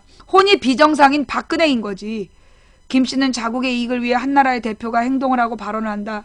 일본 정부도 자국의 이익을 위한 행동이라고 할 것인데 이 정부는 누구를 위해 있는지 헷갈린다면서 향후 위안부 문제는 타결됐기 때문에 문제를 삼는 일을 틀어막는 상황이 올 것이 걱정이다. 옳든 잘못됐든 역사에 대한 서술이 제대로 되고 기억을 해야 하는데 언론은 국민의 눈과 입을 틀어막고 국민을 양분시키고 있다고 거듭 비판했다. 김은성, 김석영 작가는 정부가 실제 소녀상 이전을 추진하면서 법적으로 문제가 없는지 검토하기로 했다. 정대협과 피해자 할머님의 의견도 경청할 계획이다. 일본 언론의 조롱. 자, 우리가 조금 아까 이제 미국의 칭찬을 받죠? 그러나 영국이 이건 미국과 일본의 승리라고 했죠? 자, 일본 언론은 어떤 반응일까요? 일본 언론의 조롱. 박근혜 선거 앞두고 서둘러 양보. 이명박보다 진전으로 보이는 게 목표. 파격적인 양보에 표정관리 주문. 내친 김에 다케시마 해결도 언급. 한일 외무장관의 위안부 문제 합의와 관련해 일본의 3대 신문은 예외 없이 긍정적 평가를 내리며 한국 측이 양보한 결과라는 논조를 보였다.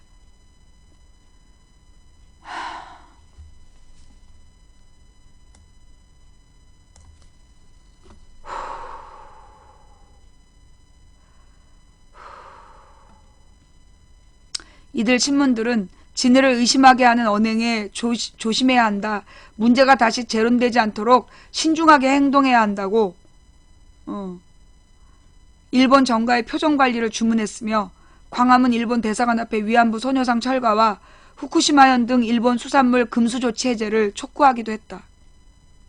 얘네들이 이제 다음은 그 일본의 그 방사능 수산물 수입하라고 수입 금지 조치가 금수 조치잖아. 그거 해제하는 거를 촉구했대요. 요미우리 신문은 29일 한일합의 피해자도 국민도 이해를 박 대통령이란 기사에서 박 대통령의 법적 책임 인정 등에서의 양보에 대해 한 국민을 설득하고 일본 대사관 앞 소녀상 철거 등의 무거운 숙제를 짊어졌다며 일본이 법적 책임을 인정할 가능성이 없는 가운데 박 정권이 위안부 협상에 임하는 물밑 기본 전략은 일본 정부의 책임을 명확히 하고 금전 급부 배상의 형태를 접근하며 2012년 노다 이명박 정권에서 접근한 해결안보다 진전된 것으로 보이는 일이었다라고 지적했다. 쇼라는 거죠.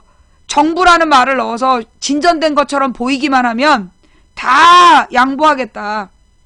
요미우리 또한 독도 일본산 수산물 수입 금지 한일 관계의 추가적 과제라는 제목의 기사에서 한일 관계의 가장 큰 장애물이었던 위안부 문제 합의로 향후 양국 간 현안인 독도 문제와 일본산 수산물 금수 조치 등이 해결될지 여부가 주목된다며 일본 정부 내에서 다른 현안도 적극적으로 움직이기 시작할지 모른다는 기대가 높아지고 있다고 전했다. 이 신문은 한국이 1952년 이후 불법 점거를 계속하고 있는 다케시마를 둘러싼 문제와 함께 한국이 후쿠시마, 미야기 등 8개 연의 수산물 수입 금지하고 있는 문제 등을 언급하며 위안부 문제 합의에 따라 한일 양국 정부는 국장급 협의 등을 통해 다양한 현안에 대해서도 논의를 가속화할 생각이라고 전했다. 요미우리 신문은 양국의 위안부 문제 합의가 진전임을 강조하면서 일본 대사관 앞 소녀상 철거 및 일본 수산물 수입 등의 추가 조치가 이어져야 한다는 일본 내 목소리를 보도했다. 요미우리는 총리 보수파 비판 각오하고 위안부 문제 합의 추진이란 기사에서 보수색이 강한 자민당의 이나다 도모미 정조회장은 서울의 일본 대사관 앞 소녀상 철거를 포함하여 신속하고 진지한 대응을 취할 것을 요구한다는 의견을 밝혔다. 일본의 명예와 신뢰회복을 위한 특명위원회에 나카소네 히로우미 위원장도 하루빨리 철거해달라고 해야 한다고 주문했다고 전했다. 코리아 리포트 총대선 앞둔 한국 서둘러 양보한 것은 박근혜 정권.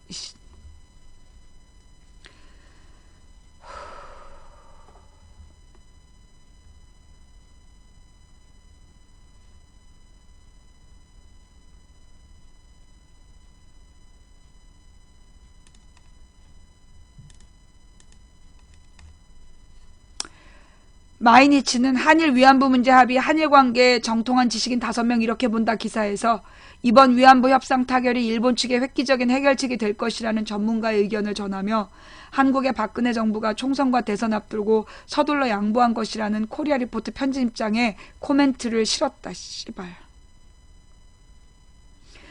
코리아 리포트 변진일 편집장은 아베 총리의 사죄와 반성의 마음의 표현은 위안부 할머니들에 대한 책임, 반성과 사죄의 3가지가 실질적으로 포함된 진전된 것이라면서도 한국은 2016년 총선을 2012년 대선을 앞두고 있다.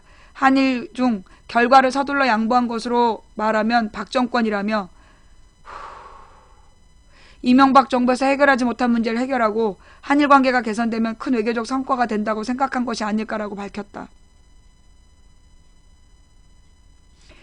그는 다만 이번 합의의 문제는 구속력이 없는 것이라며 일본 측은 최종적이고 돌이킬 수 없는 해결이라고 못 박았으나 이미 한국의 야당에서는 받아들일 수 없다는 반발의 목소리가 나오고 있다.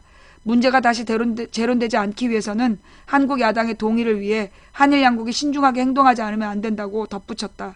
야기히데스쿠 레이타쿠데 교수는 지금 되돌아보면 위안부 문제는 전쟁에서 일부 여성의 인권이 침해되어 일본에도 도의적인 책임이 있는 의미에서 이번 합의는 한일 양국 정부가 협력해 지원을 실시한다는 의사를 표명했다고 할 수 있다며 한국 정부가 일본 정부에만 일반적으로 책임을 강요해왔던 지금까지의 패러다임을 크게 전환하는 것이라고 평가했다.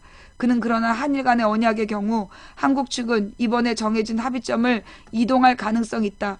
제3자인 미국이 이번 합의에 대해 지지를 표명하면 외교적으로 확정된 형태의 획기적인 최종 해결책이 될 것이라고 말했다. 그래서 미국이 이제 막 동의해 준 거 아니에요? 그죠? 와다 하루키 도쿄대 명예대 교수는 일본 정부가 사죄의 의미를 담아 10억 원의 공금을 지출하고 재단이 만들어지는 것은 전진일 수 있지만 문제는 일본의 사죄가 위안부 할머니들의 마음에다 납득하고 받아들여질 수 있을지라며 위안부 할머니들은 기시다 후미오 외무장관의 기자회견에서 일본 측의 사과 분위기를 느낄 수 없었을 것이라며 향후에 아베 총리가 사죄의 마음을 알기 쉽게 보여주지 않는 한 위안부 할머니의 마음을 움직일 수 없을 것이라고 지적했다. 아사히 신문은 한일 시대를 만드는 건 시민이라는 기사에서 한국과의 국교 정상화에 큰 역할을 한 기시노부스케, 일본 구구의 좌장, 일본 민주국 산업부 장관을 지낸 A급 전범, 전 총리 국내에 강렬한 반대를 무릅쓰고 일본과의 관계를 정상화시킨 박정희 전 대통령, 각각의 손자와 딸인 아베 신조를 총리와 박근혜 대통령이 한일 신시대의 막을 열려고 하고 있다라며 이번 한일 합의의 숨겨진 맥락을 짚었다. 아, 쪽팔려, 씨발. 다시 얘기하면 기시 노부스케, 요게 일본 구구의 좌장이고 일본 만주국의 산업부 차장을 지낸 A급 전범인데 이놈의 그 손자가 아베잖아. 그 아베와 그 당시 그 전 총리 국내의 격렬한 반대를 무릅쓰고 일본과의 관계를 정상화시킨 박정희 전 대통령, 이 각각의 손자와 딸이 즉 이 기시 노부스케의 손자인 아베 신조와 박정희의 딸인 박근혜가 한일 신시대의 막을 열려고 하고 있다라고 이번 한일 합의의 수분 맥락을 짚었대요.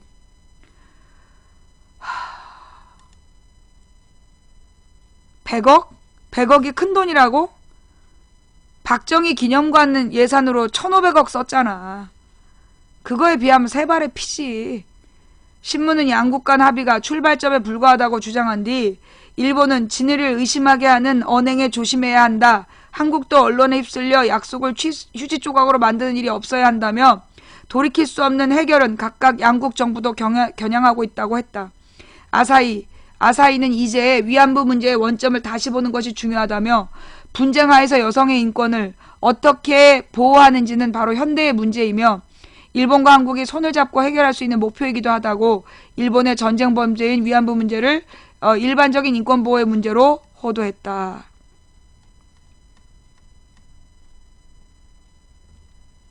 이게 일본의 반응입니다. 예.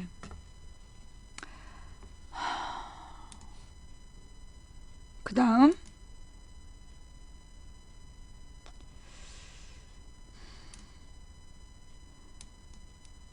여기서 박근혜 정부는 이게 지금 막 조중동과 박근혜 정부는 되게 지네들이 잘한 것처럼 떠들고 있잖아. 그런데 박근혜 정부도 알았다는 거예요, 중요한 건. 박근혜 정부도 이게 공개되면 여론이 악화될 거라는 걸 알았어요. 이게 증거야. 일본 언론. 여론을 우려한 한국의 요청으로 합의문 작성 안 해. 지금 박근혜가 굉장히 지가 잘한 것처럼 막 웃으면서 떠들고 돌아다니잖아. 근데 한국 정부의 외교부가 알았다는 거야. 이게 밝혀지면 여론이 악화될 거라는 걸 알았기 때문에 그래서 그 합의문으로 작성을 안 했다는 거예요. 알면서 이 짓거리를 했다는 거야. 이걸 알면서 조중동도 잘했다라고 똥꼬 빨아주고 있는 거라고, 이 씨발 년놈들이. 이 개자식들이, 이 개젖을 빨아야 될 새끼들이. 우리 정부가 한일 정부 간 위안부 타결과 관련 국내 여론의 역풍을 우려해 일본 측에 합의문 작성을 하지 말 것을 요구했다는 일본 언론 보도가 나와 졸속 밀실 협상 논란이 확산되고 있다. 일본 요미우리 신문은 29일 기시다 외상과 윤병세 외교장관이 28일 회담 후 위안부 합의를 나란히 설명했으나 정식 회담 합의 문서도 없었고 기자들로부터 질문도 받지 않는 이례적인 형식이었다고 지적했다.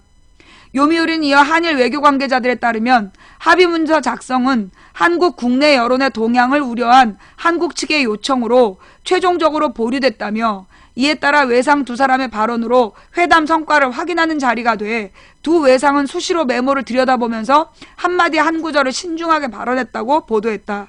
이처럼 합의문이 발표되지 않으면서 일본 정부가 일본 언론에 흘리는 각종 내용이 합의안으로 굳어져가는 심각한 상황이 발생하고 있다. 그런데 우리 언론은 일본처럼 일본의 이익을 위해서 일본은 막 저런 주장을 하고 있는데 그게 맞다라고 지금 동조하고 있는 거야, 이 씨발 년놈들이. 대한민국 언론이란 이 씨발 개새끼들이 이걸 지금 동조하고 있다고.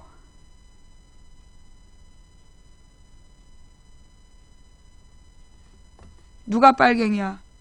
박근혜?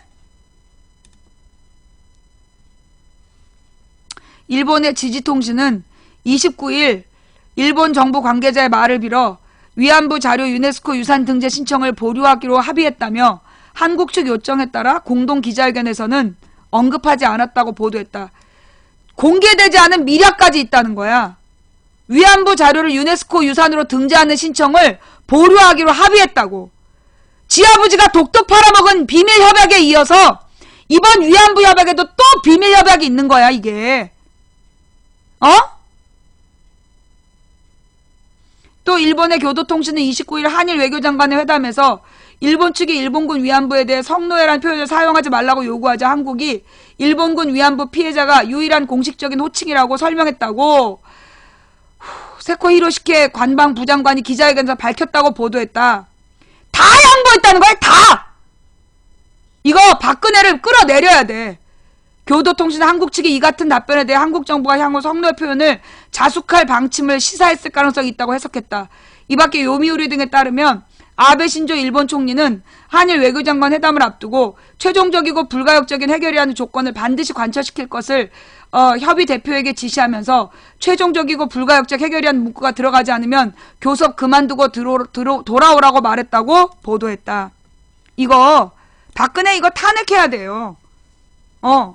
박근혜 이거 물러나게 해야 돼. 이 박근혜의 미략을 무효화시켜야 된다고. 그 길은 단 하나야. 박근혜를 끌어내리는 길밖에 없어. 이 미친 거 아니야. 이렇게 얘기하면 뭐라고 얘기하느냐 하면 대승적으로 받아들여라. 이게 지금 그 한미일 공조관계를 위해서 어쩔 수 없는 선택 아니냐라고 얘기할 거예요. 이게 왜 개소리인지 지금부터 설명할게요. 이게 왜 개소리냐? 지금 한미일 공조라는 말을 하고 있어요. 지금 이 한미일 공조가 목적이 뭐예요? 맨 처음에 아까 가디언의 신문에 나와 있어. 가디언지 기사에. 가디언지 기사에 나와 있었던 얘기야. 한미일 공조가 누구를 견제하기 위한 거예요? 중국이야, 중국. 북한은 관심도 없다니까? 지금 한미일 그 군사동맹의 목적이 중국 견제야, 중국. 북한이 목적이 아니라니까. 지금 그 미국의 공화당은 북한을 팔아서 중국과의 전쟁을 준비하는 거야. 이게 왜 문제인지 알겠지? 자, 여러분. 우리나라 물건 미국에 수출하는 양과 중국에 수출하는 양 어느 쪽이 더 많아요? 중국이 더 많아요. 지금 동대문 남대문 도매시장 망한 거 왜 망한 거야? 중국 사람들이 메르스 때문에 안 오니까 망하고 있는 거야. 매일매일 문 닫는 가게들이 왜 나오는 거야? 중국이 안 오니까 망하는 거야. 중국이 안 사면 망해. 그런데 지금 박근혜가 그 중국하고 미국의 전쟁에서 미국 편을 들기 위해서 저런 개젖 같은 협상을 한 거야. 한국의 도매상들이 박근혜 끌어내리라고 데모해야 되는 거야, 지금. 한국의 면세점 직원들, 한국의 도매상들, 지금 박근혜 끌어내리라고 데모해야 되는 거야. 당신네들이 망하는 이유가 박근혜 때문이라고.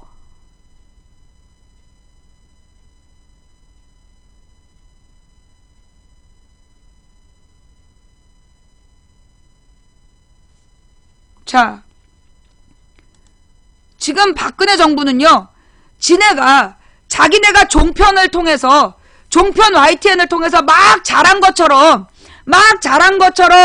그 성과를 막 홍보하면 아마 이제 우리 할머니, 할아버지들이 속아 넘어갈 거라고 본 것 같아. 종편에서 계속 박근혜가 잘했다, 대단한 성과를 냈다라고 얘기하면 할머니, 할아버지들이 거기에 동의할 거라고 지금 보는 거야. 그래서 이 연말연시가 중요한 거예요, 여러분. 이 연말연시가 중요해요. 지금 제가 보여드린 기사들 전부 프린트로 뽑아가지고 연말연시에 돌아오는 설날까지 어머님, 아버님들에게 전부 다 보여드리세요. 지금 박근혜가 지금 한미일 공조를 위해서 이런 굴욕적인 협상을 했는데 이 협상의 목적이 중국을 견제하기 위해서다. 북한을 팔아서 중국을 견제하는 게 목적인데 우리는 중국과의 외교 관계가 더 중요하다. 우리나라에서 미국으로 파는 것보다 중국에 수출하는 게 더 중요하고 중국 경제가 우리나라에 미친 영향이 더 크다. 그 부분을 설명하셔야 됩니다. 뭔 말인지 알겠어요? 보여주면 욕먹어요. 그건 님의 부모님들에게 그 신뢰를 못 받아서 그래요. 사실 부모님들한테 설명하면 욕먹어요. 그런 사람들 있죠? 그 사람들은 부모님들에게 신뢰를 못 받는 자식이야. 그래서 부모님들한테 설득이 안 되는 거야. 내가 그래서 그동안 부모님들한테 잘하라 그랬잖아. 부모님들한테 잘해온 자식들은 이런 거 보여주면 부모님들이 말 들어요. 내 말이 맞지? 이제까지 망치부인이 시키는 대로 부모님들한테 설명해가지고 그 부모님들의 마음이 바뀐 사람 손. 이제까지 망치부인이 시키는 대로 부모님들하고의 관계를 개선하고 부모님들한테 신뢰받고 부모님들의 의견을 존중해주고 대화한 다음에 부모님들의 태도가 바뀐 사람 손. 이거 봐. 효과 없어요? 효과 없다라고 얘기하는 사람들은 부모님으로부터 신뢰를 못 받는 사람들이야. 내가 평상시에 부모님들한테 잘하라고 그랬잖아. 부모님들한테 잘해서 신뢰의 통로를 만들어라. 그게 이거예요. 실제로 우리 방송을 보면서 부모님들하고 대화하기 시작한 사람들 많아. 그리고 지금 노인분들도 변화되고 있어요. 어느 기점으로 그 세월호 때 유병헌 시신 나온 다음에요. 노인분들이 굉장히 화가 났어요. 종편에서 유병헌 시신을 막 보여줬는데 그때 우리 동네 어르신들이 막 욕을 하는 거야. 국민을 등신으로 하냐고. 저걸 믿으라고 그러냐고. 뻔히 보이는 논밭에 저시차 갖다 놓고 저걸 믿으라는 거냐고. 그러면서 다 욕했어. 그 다음에 요즘은 어떠냐. 지금 경남에서 들어온 얘기예요. 부산에 굉장히 보수적인 동네인데 누가 식당인가에서 그 종편을 틀어놓으니까 어르신들이 끄라고. 하루 종일 개소리 한다고 저거 끄라고 그러시더래. 지금 어르신들이 굉장히 많이 바뀌고 있어요. 예. 어르신들이 지금 바뀌고 있다고. 왜? 이 유병원 때 문제됐지. 그 다음에 노인연금을 가지고 장난쳤잖아. 그리고 나서 이 국정교과서 때. 이 국정교과서 여론이 급격히 나빠진 게 뭐야? 우리 노인분들, 70, 80대 분들이 박근혜를 지지하는 것 같아도요. 70, 80대 노인분들이 기본 정서가 항일이야. 친일을 미화하는 내용에 대해서는 어르신들이 동의하지 않아. 친일 미화하는 교과서를 박근혜가 밀어붙인 거에 대해서 어르신들이 동의하지 않아요.